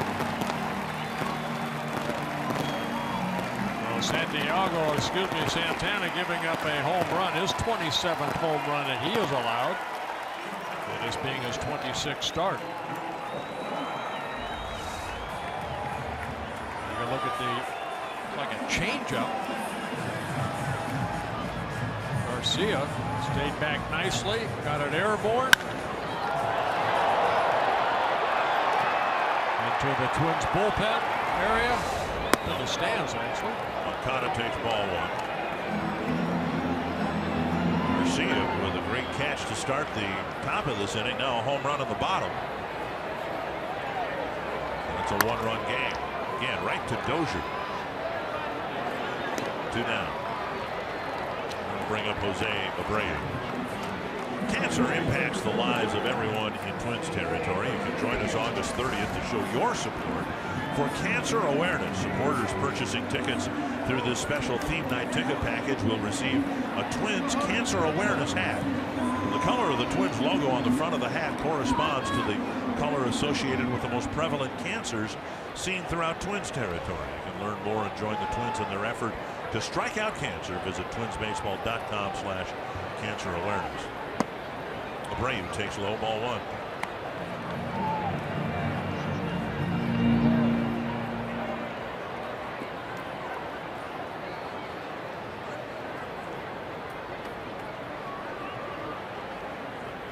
Swing and a miss.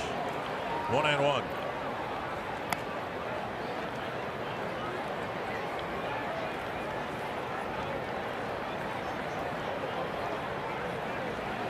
Abreu struck out on the first, hit a fly ball to left on the 4th.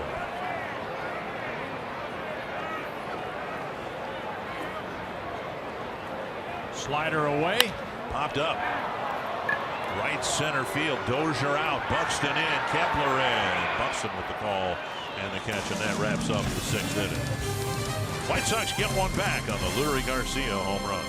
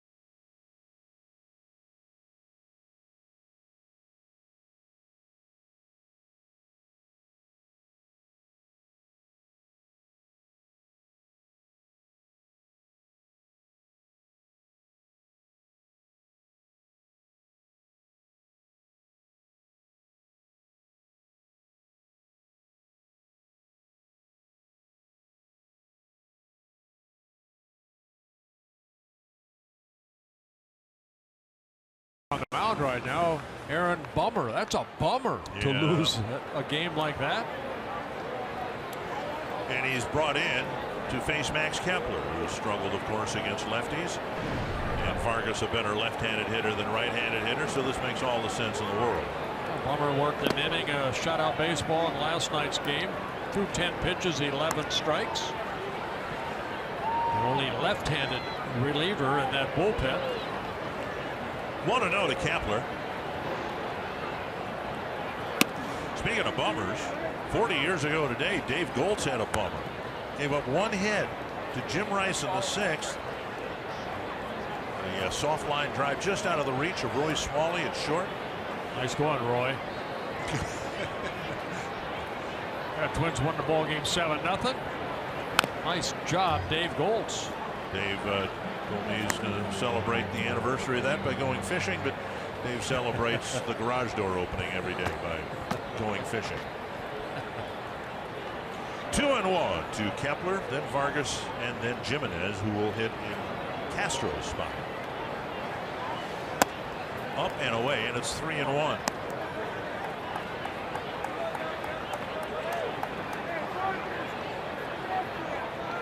Gregory Infante getting loose.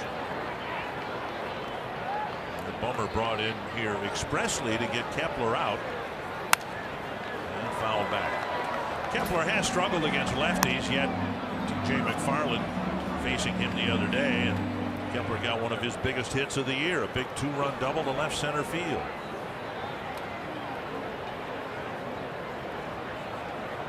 Full count to Max Kepler. Took it down and in, and Kepler will take first gladly. Well, you know, that kind of was the end of Shields last inning because he walked Dozier, and then Maurer got the base hit to put the runners at first and third. Well, those base on balls hurt Shields. And right now the difference in the game is the wild pitch, scoring the 3rd run. Vargas drew a 2-out walk in the 5th against Shields. Hitting 100 points better from the other side of the plate. And he takes outside, ball 1. 9 home runs on the year, 8 of them as a left-handed batter.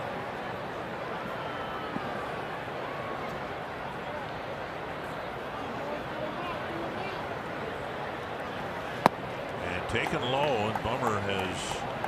That's been kind of a short little history of Bummer right here. First year with the White Sox. That's 8 walks in 11 innings pitched for Bummer. Does have 8 strikeouts. Not fun to be a pitching coach or a manager when you're kind of hamstrung in terms of what your roster looks like. There's a strike 2 and 1. You have just one left-handed reliever, and you use him in the 7th inning, and he walks a left-handed batter, falls behind the next guy.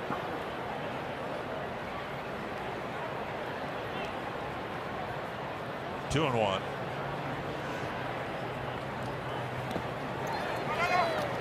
Another awkward swing. We've seen a lot of those tonight. The top and bottom of the innings. That was a nasty breaking ball down and in right there.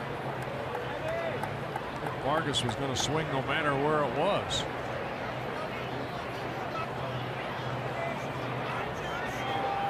Two and 2 to Vargas with Kepler at first. Breaking ball and another swing and a miss. Vargas is gone on strikes. Nasty pitch right there.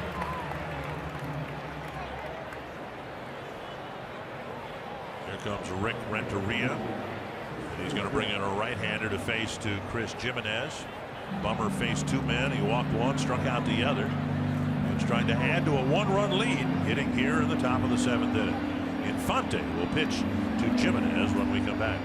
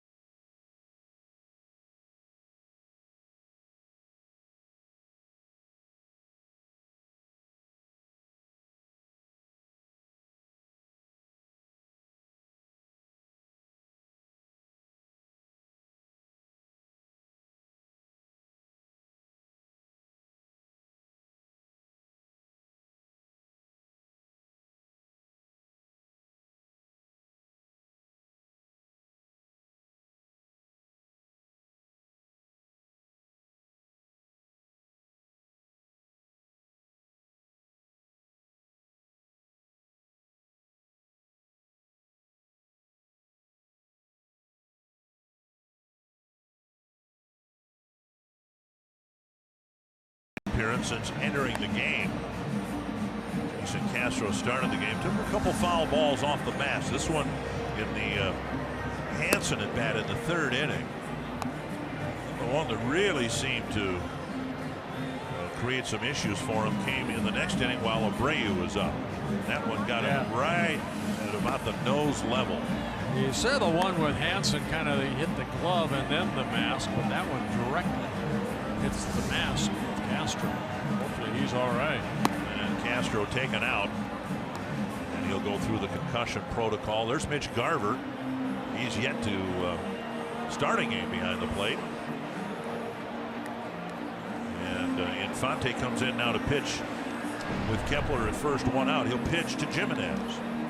Yeah, scouting report on Infante, making his 35th relief appearance. 16 walks in 36 2/3 innings. Fastball, curveball, slider, and changeup. 30-year-old right-hander from Venezuela.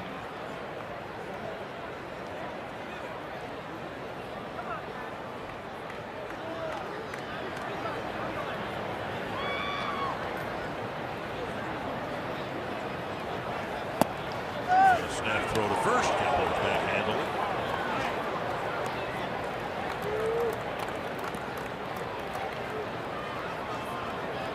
Jimenez not known as a great hitter, but he is hitting right-handers a little bit better than left-handers.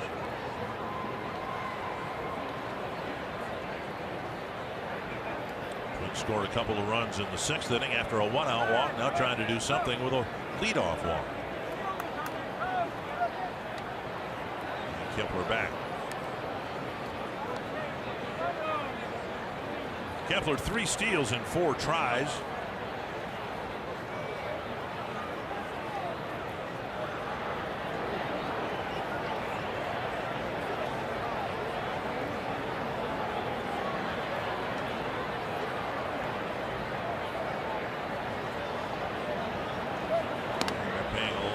Attention to Maximilian at first.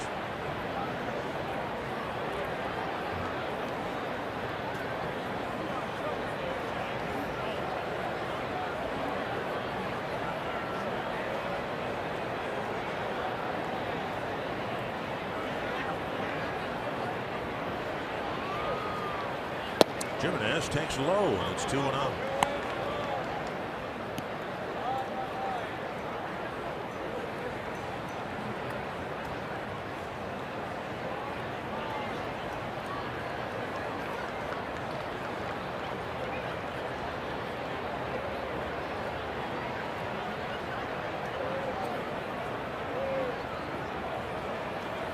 Big swing and a miss. 2-1. Twins getting a run on the 4th on a Polanco home run. Yep, another Polanco home run. Scratched across a couple of runs in the 6th.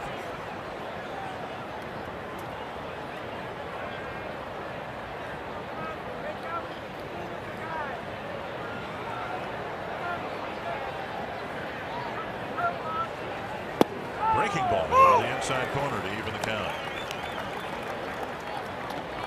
Infante making his appearances here for Chicago. First time he had pitched for the White Sox since 2010. Started in AAA, got called up. Kepler goes, ball 3. And Kepler slides under a high throw from Smith, who never got out of the crouch. Kepler stealing his 4th base in 5 attempts. Guess right, they got a breaking ball. And Kepler was able to pick up a stolen base.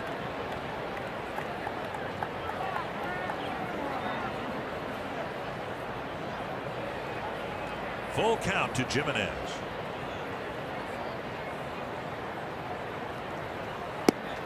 Off-speed pitch got it. 2 down. Good hard breaking ball right there. Infante picks up a strikeout. His first batter he's faced. Fox Tracks presented by Carrier. Ball went straight down. Looks like one of Santana's sliders. Hard breaking ball. Infante picks up his 34th strikeout. 37 innings pitched. We'll see if Escobar can deliver a 2-out hit to drive in a run. Almost dropped a double into right center field, but then Garcia streaked in and made a nice diving catch.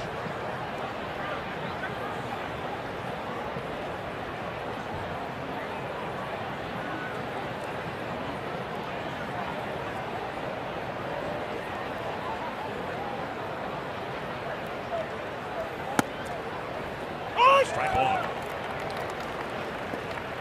Well, most of the Twins hitters in the lineup have caught fire. Escobar's kind of gone in the opposite direction. Struggled a bit at the plate. Average down into the 250s. A good time to snap out of it. Well, I thought he's got to throw him a ball down in the strike zone. He did. On the right side. A ground ball. Kind of flips to Abreu, and Kepler left the board.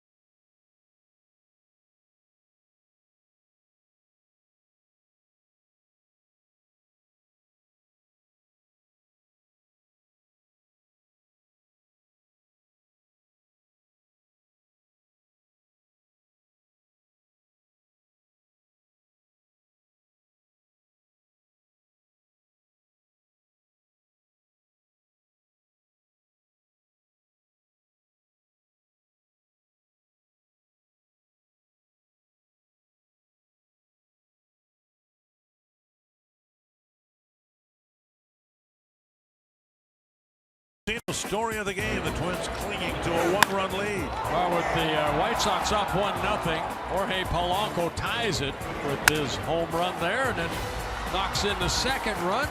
Twins take a 2-1 lead. And then a wild pitch by James Shields scorched Joe Mauer from third base for the third run of the ball game. And Larry Garcia hitting a home run off of Santana to make it a 3-2 ball game. Now Santana will pitch to the middle of the Chicago lineup. Delmonico, Garcia, and Smith. Pitch taken low for ball one. Delmonico with a strikeout, looking in the second, and he hit a liner to Buxton in the fourth. 2-0.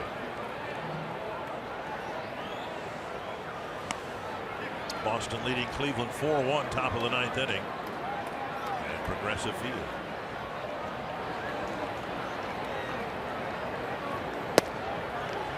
(3-0) with Garcia on deck. No walks for Santana. Those have 7 strikeouts. And a strike, 3-1. 80 pitches, 55 strikes for Santana. And a walk on 5 pitches, and the leadoff man is on.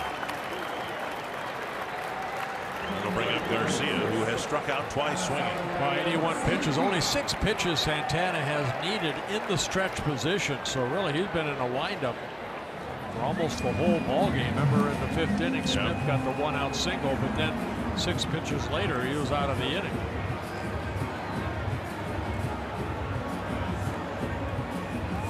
Garcia struck out swinging in the 2nd and again in the 5th. We've seen Santana get some ground ball outs here tonight. But as Bert said before, doesn't typically get ground ball double plays.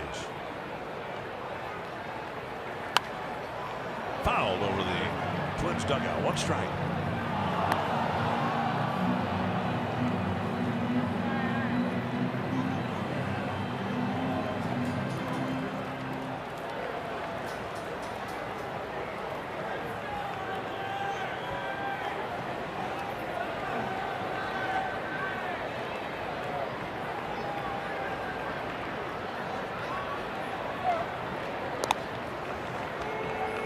Monaco at first base. Again, only 21 games played. He does have a couple stolen bases in 2 attempts. Darryl Boston, the first base coach.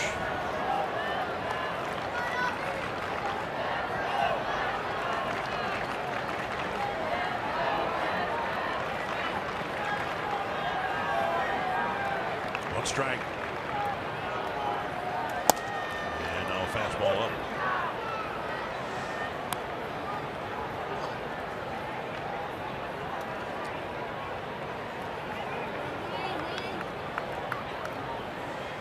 Two All-Stars this year facing each other. Santana and Garcia.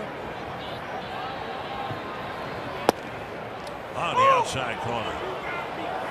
Nasty slider right there. He doesn't throw it for a strike very often. That's usually a swing and miss pitch, but he clipped the corner here. Take a look at this slider. Oh. Maybe a little off. We'll see Garcia. He'll chase that slider. He's done it a number of times already here in tonight's game. And he did it in last night's ball game against Gibson.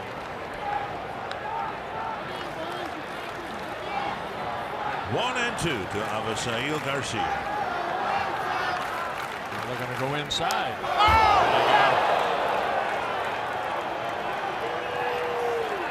Fastball that hit him on a 1-2 pitch, and now the tying run is in scoring position. Well, after all those sliders, you wonder if Garcia kind of looking for a slider, but he hung in there and just got the left elbow. So a hit batsman by Santana, the 7th hit batsman of the year for Urban. It's the second time that the White Sox have had a man actually on base, and in this case they've got 2 of them. Delmonico at second after the walk, and hit batter Kevin Smith. Look for the bunt right here. Smith does have 1 sacrifice on the year. Escobar in on the grass. Mauer almost on the grass at first.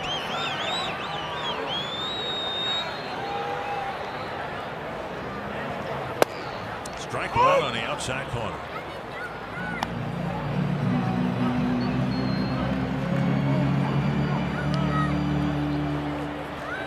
And a pitch out of a jam due to his sudden lack of control.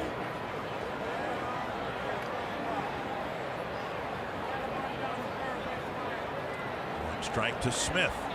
Smith squaring around again. Strike 2 he offered at it.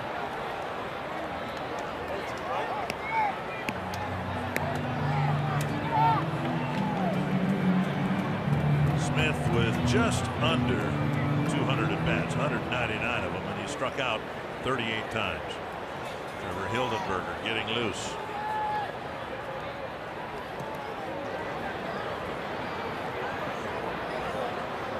Oh, and 2 to Smith. And that is strike 3 on the failed bump. Now they got the runner trapped off second.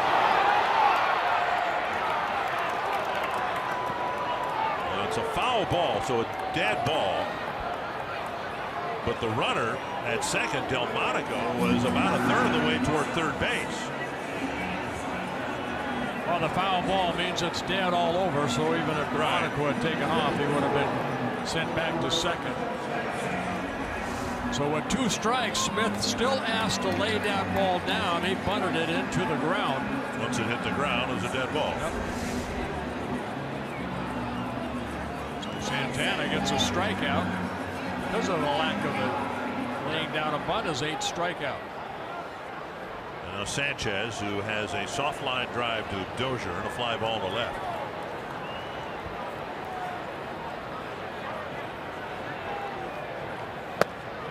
ball away.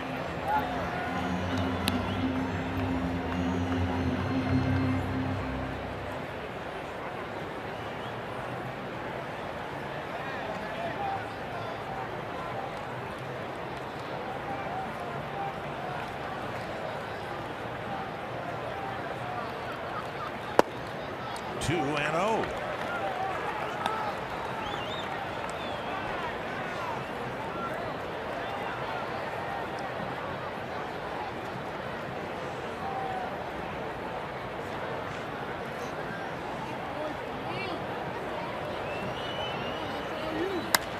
Fly ball towards short left, and Rosario is there. I think he tried to fake Delmonico.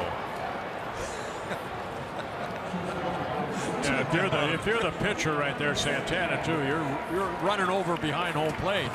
I think he faked out Santana better than he faked out Delmonico. Right.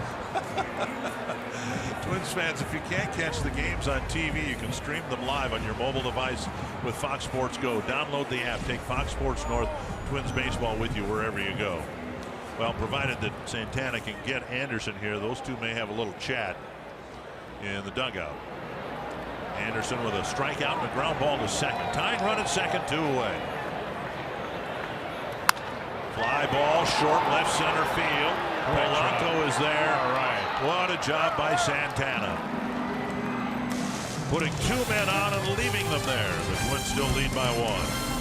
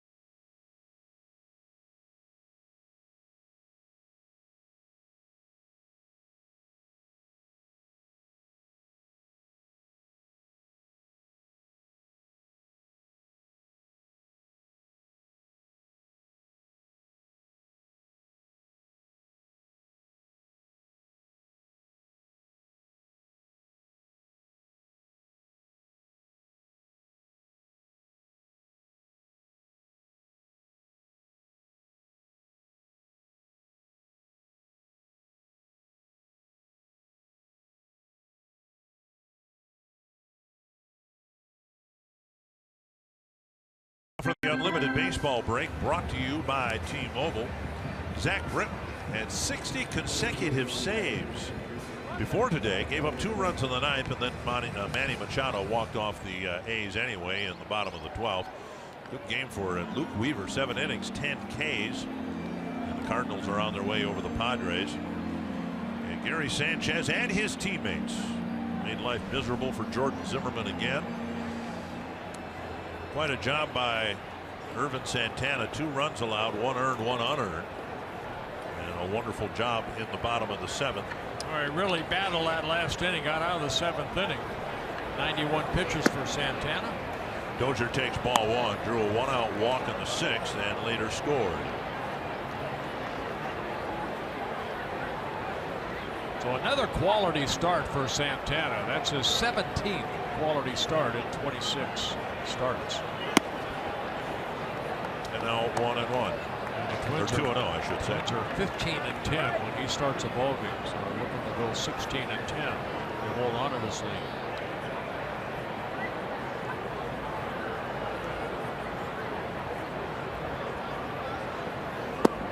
Strike call, 2-1. Dozier, Bauer, and Polanco facing Infante with some activity in the bullpen. Taylor Rogers warming in the Twins bullpen, and Danny Farquhar in the White Sox bullpen. fastball. It's a swing and a miss.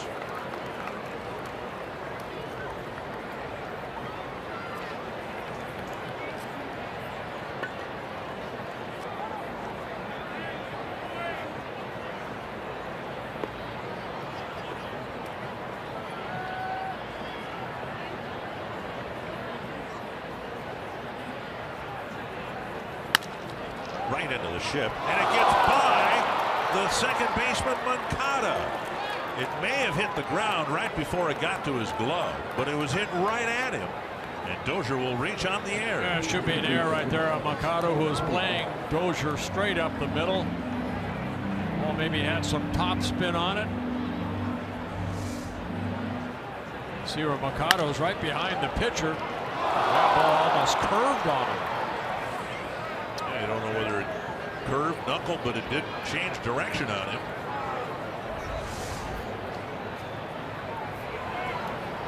And now Mauer will hit, singled up the middle, and later scored. The Twins got a couple of runs in the sixth.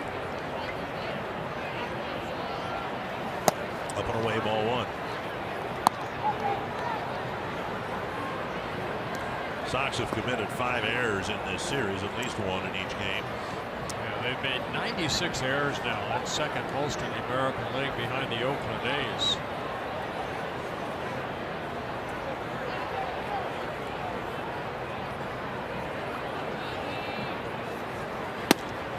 It so often happens, and you really see it in August and September. The teams that are playing for something take advantage of the mistakes the other teams that aren't playing for anything in terms of postseason play.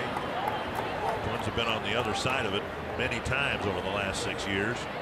See if they can take advantage of this mistake and get an insurance run. Kepler stole with Infante on the mound last inning. And that came after the first out. He picked a good pitch on that breaking ball to take off. Kepler did.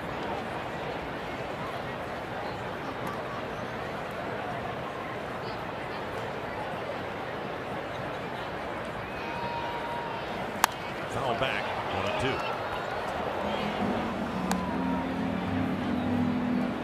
Joe got that base hit on a 3-2 pitch a couple innings ago. Brian Dozier was taken off. He scooted over to third and later scored. And the RBI single by Polanco.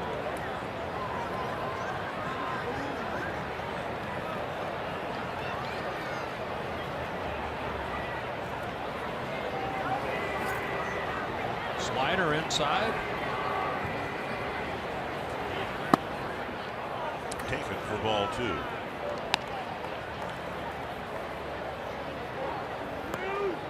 By throwing him an off-speed pitch inside, they're pitching against their shift. This shouldn't look like that bad of a pitch. Foxtrax says it hit the corner. See where the right fielder Garcia is. Joe hits a hot ground ball past Abreu. He can run all night. Instead, it's a ground ball to short. And Taylor made double play, 2 down. Before Polanco's at bat, let's go to Kevin Gord. Yeah, guys, really fun to talk to Twins hitting coach James Rowson today about these young players like Jorge Polanco. He said, you know what's really cool about this group is they're very resilient. They go through tough stretches, but they don't change the way they work. He loves their attitude. He knows they're great young athletes. And he's really proud specifically of this guy right here, Jorge Polanco. You guys mentioned it, went through a really dark time, middle of the season, found a way out of it. He said between the 4 and 5 young hitters they've got, like Rosario, like Buxton, like this guy, they just have that edge to their game that they know they're going to find a way out of it. And when they get that confidence rolling like we've seen right now, it's contagious. It's been fun to watch. Yeah, thank you, Kevin. I think a lot of credit has to go to Rudy Hernandez too, the assistant hitting coach. You know, both him and James do a good job of communicating with a lot of these youngsters that are bilingual, you know. So Rudy Hernandez, you know, they work very closely together. 1-1 to Polanco.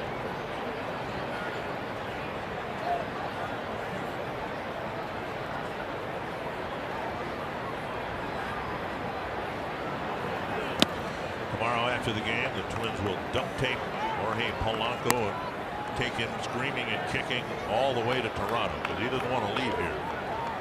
He loves hitting in this ballpark. You know, last year a hitting coach was Tom Bernansky, and I know talking to Bruno, he really liked Rudy Hernandez, the way that he communicated with all the kids from the Dominican, Venezuela. Inside now, 3-1. Rosario on deck. Yeah, I like what baseball's done too. You know, there's not only one hitting coach. A lot of clubs have two. So you get a couple ideas as long as both of them are on the same page. The communication gap sometimes is needed.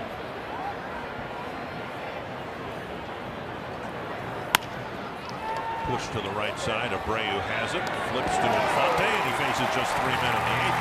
You're watching Twins baseball presented by State Farm.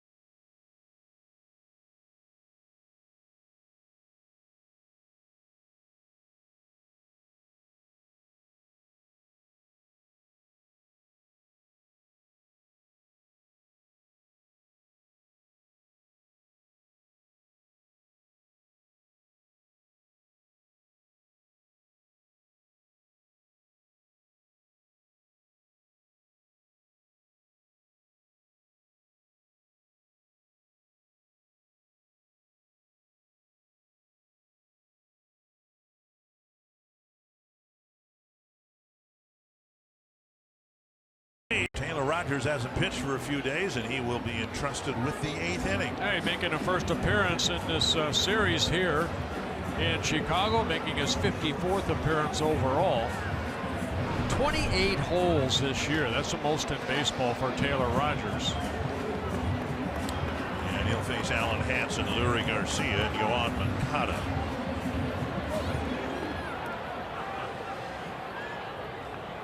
Rogers pretty much a strike thrower. 11 unintentional walks in 46 innings pitched. Fastball, curveball.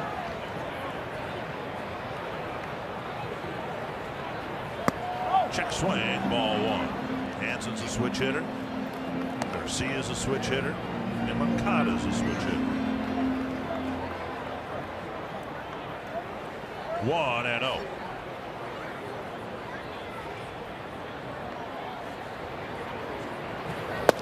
And a fastball for a strike. Paul Molitor saying today he's happy to have, not by design, but by circumstance, he's been happy to give Taylor Rogers a bit of a break because of his workload this year.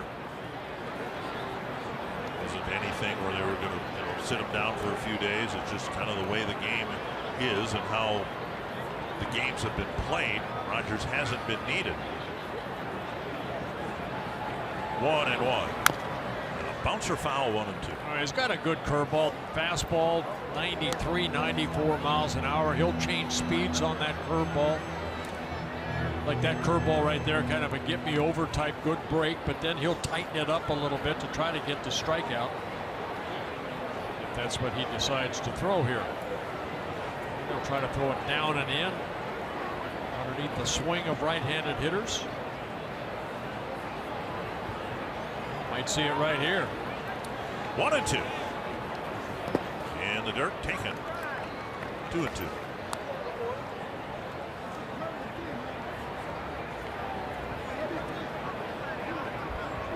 Hansen is a left-handed batter. Sounded like he broke his bat, but he pulled one right down the line, ended up getting a triple, and then scored on an error charged to Polanco. 2-2. Tailing fastball gets a strikeout, 1 down. You look for the leader of your pitching staff to step up in August and September, and Santana did that tonight. Yeah, you know what? We showed you some numbers earlier. Yeah, those in maybe June and July, but August, he came into this ball game 2-0 in 4 starts, and looking for go 3-0, and also 4-0 against the White Sox this year. If the Twins could hold on to this lead, 1 walk, 8 strikeouts for Santana, 91 pitches, 62 for strikes. Garcia, the batter, pretty accomplished from both sides of the plate. He chops the first pitch foul. Eduardo Escobar, the third baseman. He's not standing on the line, but his shadow is draped over the line. That's how close he is, with the Twins playing at no doubles defense, at least on the pull side. The outfield playing, Buxton's playing maybe a step or 2 deeper than he might normally. Foul back, and it's 0-2. One of the things that you are blessed with when you've got athletic outfielders like the Twins have, you don't have to alter your standard defense very much to try to take doubles away. You don't have to play them as deep as maybe you would if, say, Josh Willingham were at left field. Fouled away.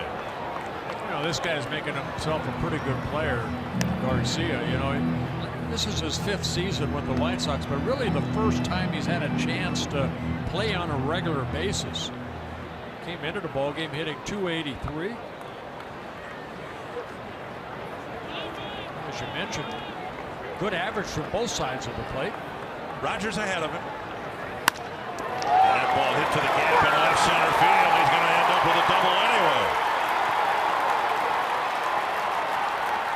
Splitting the gap between Rosario and Buxton, and the tying run is at second with 1 away. Oh, got a fastball up and hit it into that left center field area. An 0-2 pitch. Yeah, his 15th double of the year.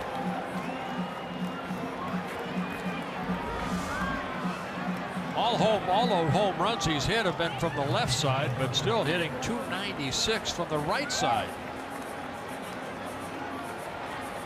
A big 1-out double, and now Moncada tying run at second.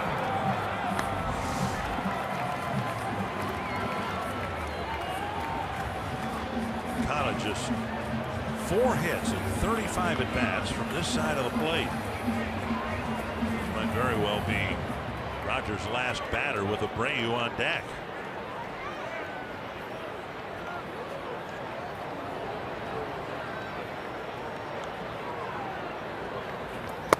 On the outside corner with a fastball. Moncada coming over from the Boston Red Sox in the Chris Sale trade. Berger's loose. Very likely he'll pitch to Abreu.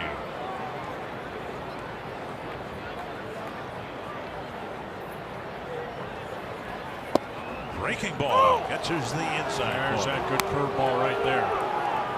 Now Rogers is ahead of Moncada, 0-2. Big breaking ball. Perfect spot.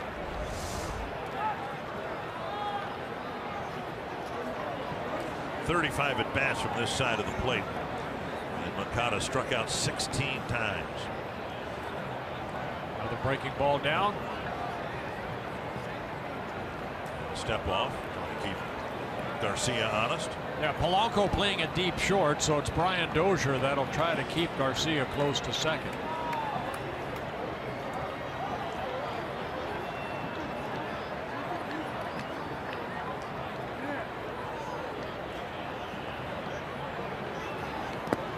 Nice block by Jimenez, and it's 1-2.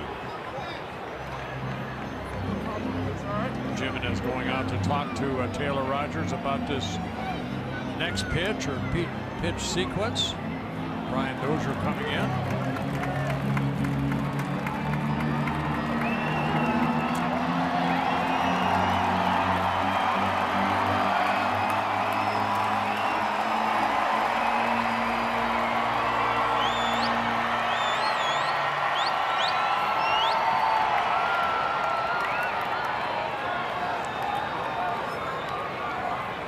One and two to Yoan Moncada. Fastball just missed down and away. 94 miles per hour, and the count's even.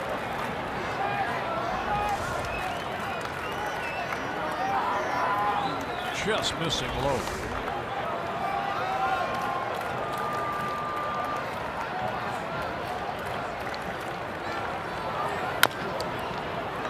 Wide of third.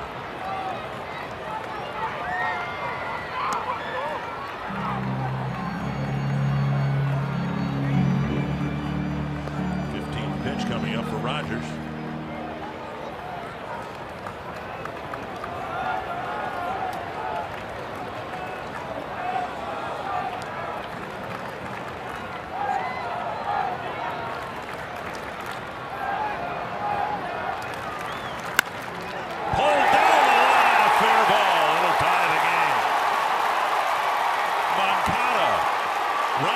Second, he'll hold up there, and it's 3 apiece. Back-to-back doubles on 2-strike counts. Boy, he left a curveball upright here. Moncada hit it right between the bag and Escobar. Moncada picks up a big double right here, driving in a run, his 11th of the year. Ball staying about thigh high. Ball hit sharply into the corner. Rosario has to play the carom. Just out of the reach of Escobar. Now the tie game, first base open, and Abreu will be intentionally walked. Rogers giving up back-to-back doubles. Now an intentional walk to Abreu. Left-hand hitting Nicky Delmonico will bat.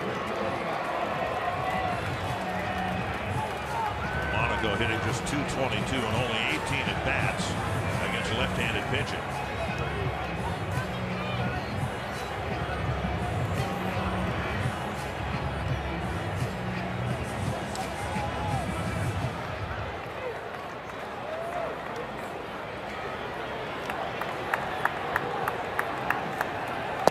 Inside ball one.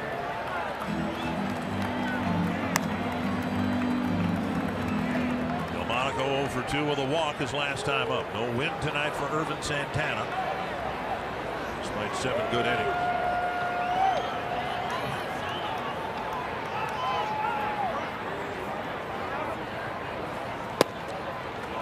Breaking ball off the plate, and it's 2-0.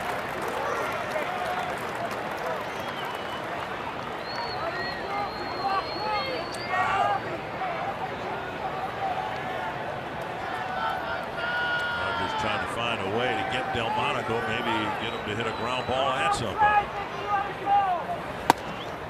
This ball burns the outside corner, 2-1.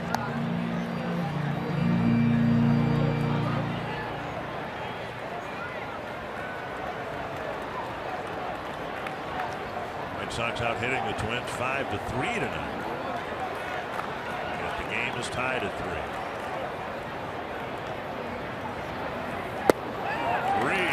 Garcia on deck. Rogers knows this is his last hitter. Hildenberger's warmed up.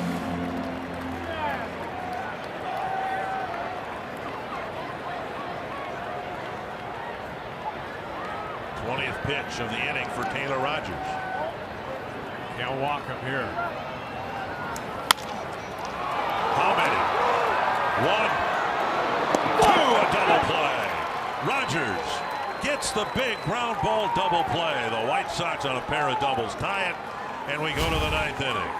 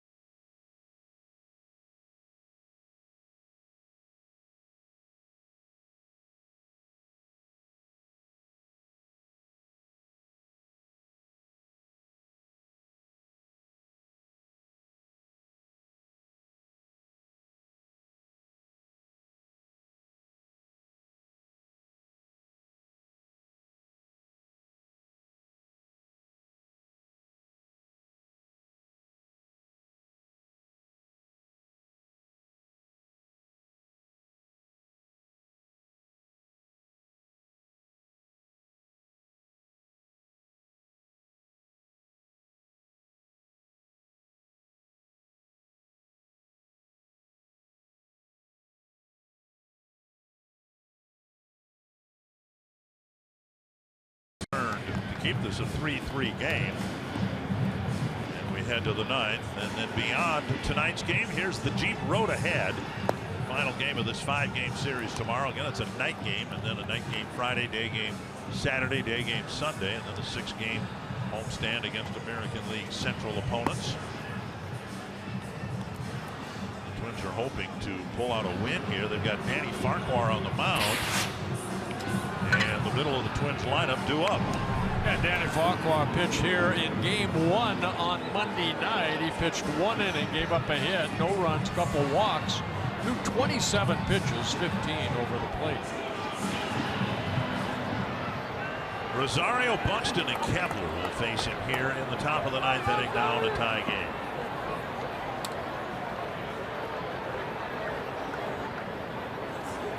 Rosario down the right field line, but it hooks foul.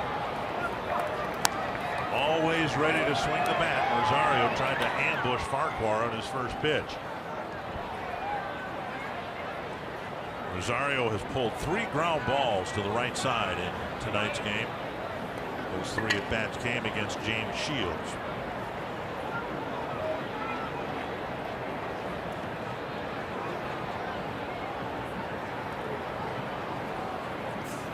Checked his swing, but a called strike. And it's 0-2.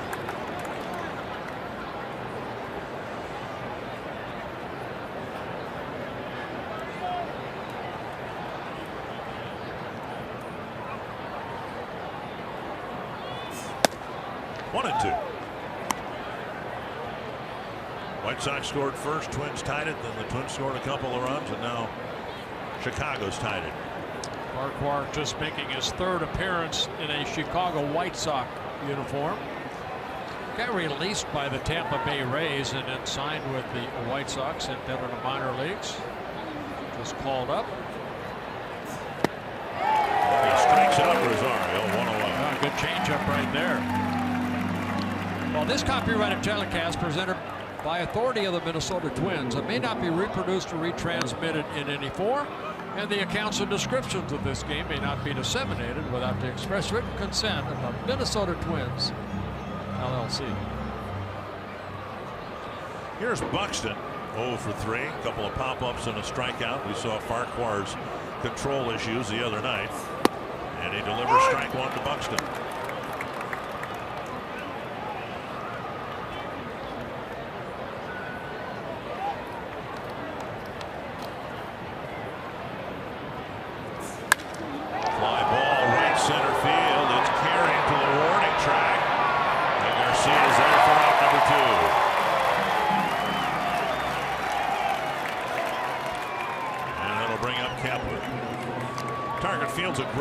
To spend time with the people who are important to you. Groups of 25 or more are eligible for discounts on tickets. Per ticket fees are eliminated. You can arrange your group of 25 plus today by visiting twinsbaseball.com/groups or call 800-33-TWINS and ask about a Twins target field group outing. Max Kepler with a strikeout, a fly ball to right, and a walk. Strike 1. As erratic as Farquhar was with his control here the other night, he's gotten ahead of the hitters. He's mixed all his pitches into the strike zone. Good curveball right there. It struck out Rosario on a good changeup. A good fastball. Fastball just missed. 1-1. 94.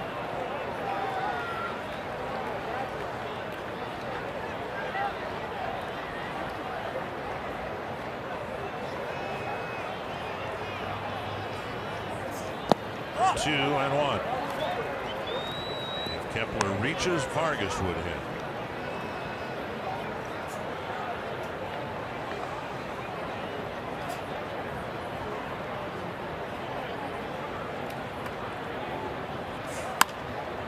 Main 2 on a pop foul fly. Watch out for the tarp. And Sanchez has no play. 2-2. We're back in the lineup tonight after being ill for the last couple of ball games. Started feeling a little weird late in the game 1 on Monday. 2-2 to the Twins right fielder. Right off the end of the bat to Gene Glenn.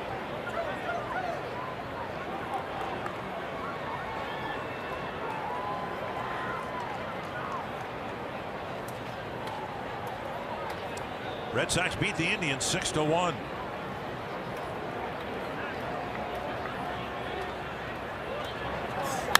Fouled back. It's putting Jason Kipnis on the disabled list, and their ace Corey Kluber going in the ball game tonight. Vargas hoping for a chance here in the 9th inning.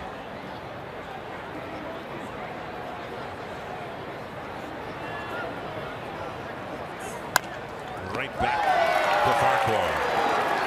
And a 1-2-3 top of the 9th.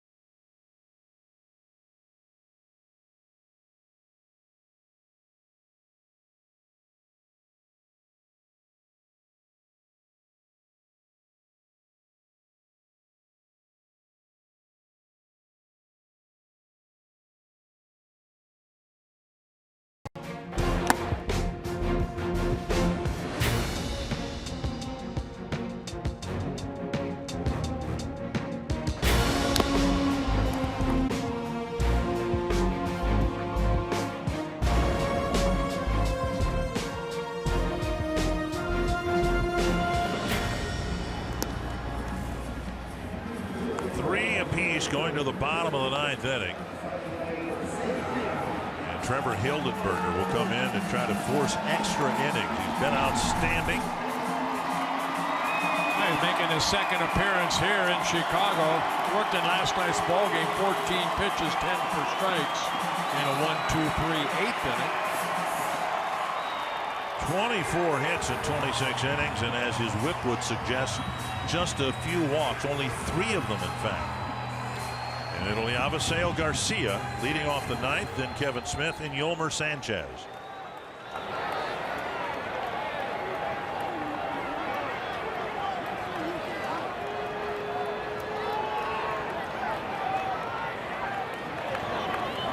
Outside, ball 1. And Hildenberger give you that crossfire type of delivery.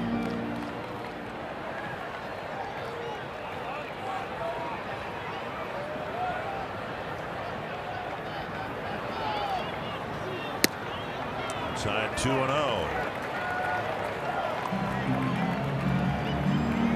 Garcia with 2 strikeouts, and then Irvin Santana hit him with a 2-strike pitch in the 7th.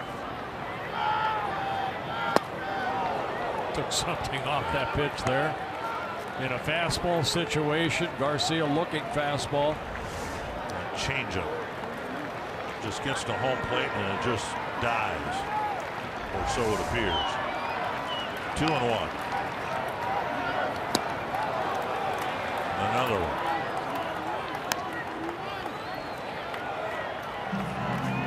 And Garcia probably wishing he could take a canoe paddle up to home plate.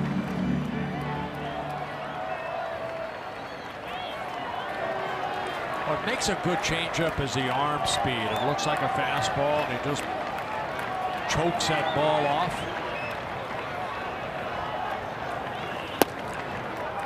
Tried to zip a fastball over the outside corner, but now he's run the count full.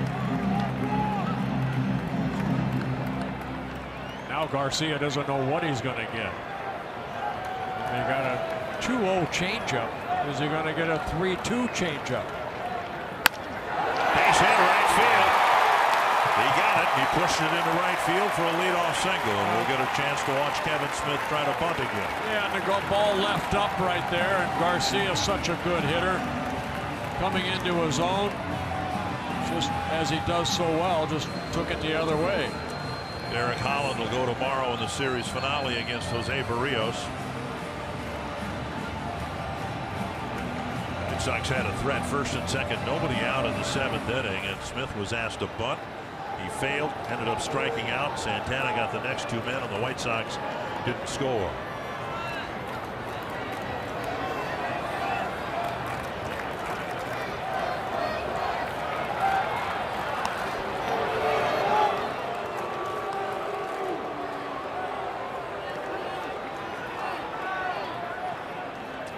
Five steals and 6 tries for Garcia. Well, then take a look at Hildenberger, how quick he is home.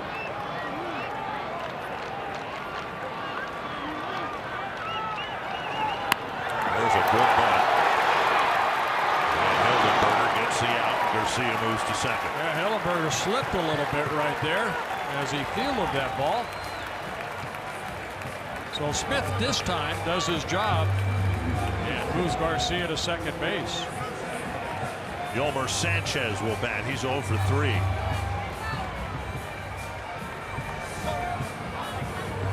Smith bunting. Watch Hildenberger right here. Just slip a little bit, but able to get under control and get the out at first. Sanchez will be intentionally walked. And Tim Anderson will hit. Anderson, as we said, with Neil Allen sprinting to the mound here, they want to discuss this, and all the infielders will come in except for, well, now Mauer is going to come in too. Anderson very strikeout prone, doesn't walk much.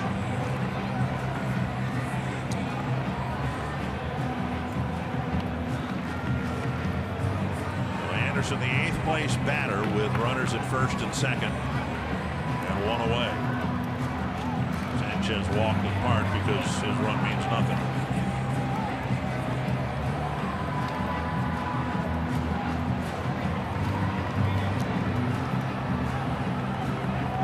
See the average with runners in scoring position, hitting just 214.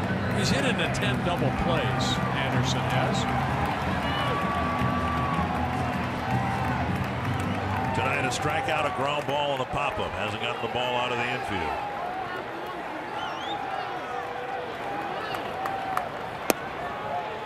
Missing the outside corner. Hildenberger, who's usually good at throwing strike one, has struggled with that here in the 9th inning.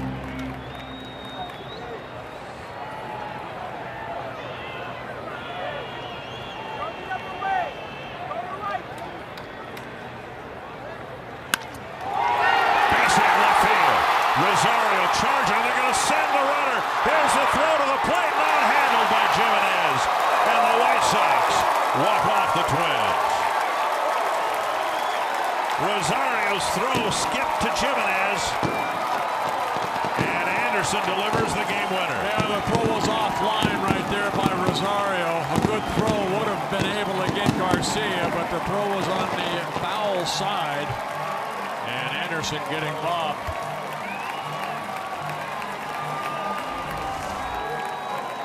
So Anderson jumping on this pitch.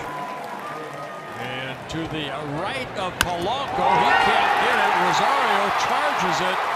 Good throw, probably gets it, but you see where the throw is offline. And Garcia scores the winning run. Way in foul territory, no chance. Even if Jimenez had fielded that throw, he was in no position to make a tag. So the White Sox even the series had 2 apiece.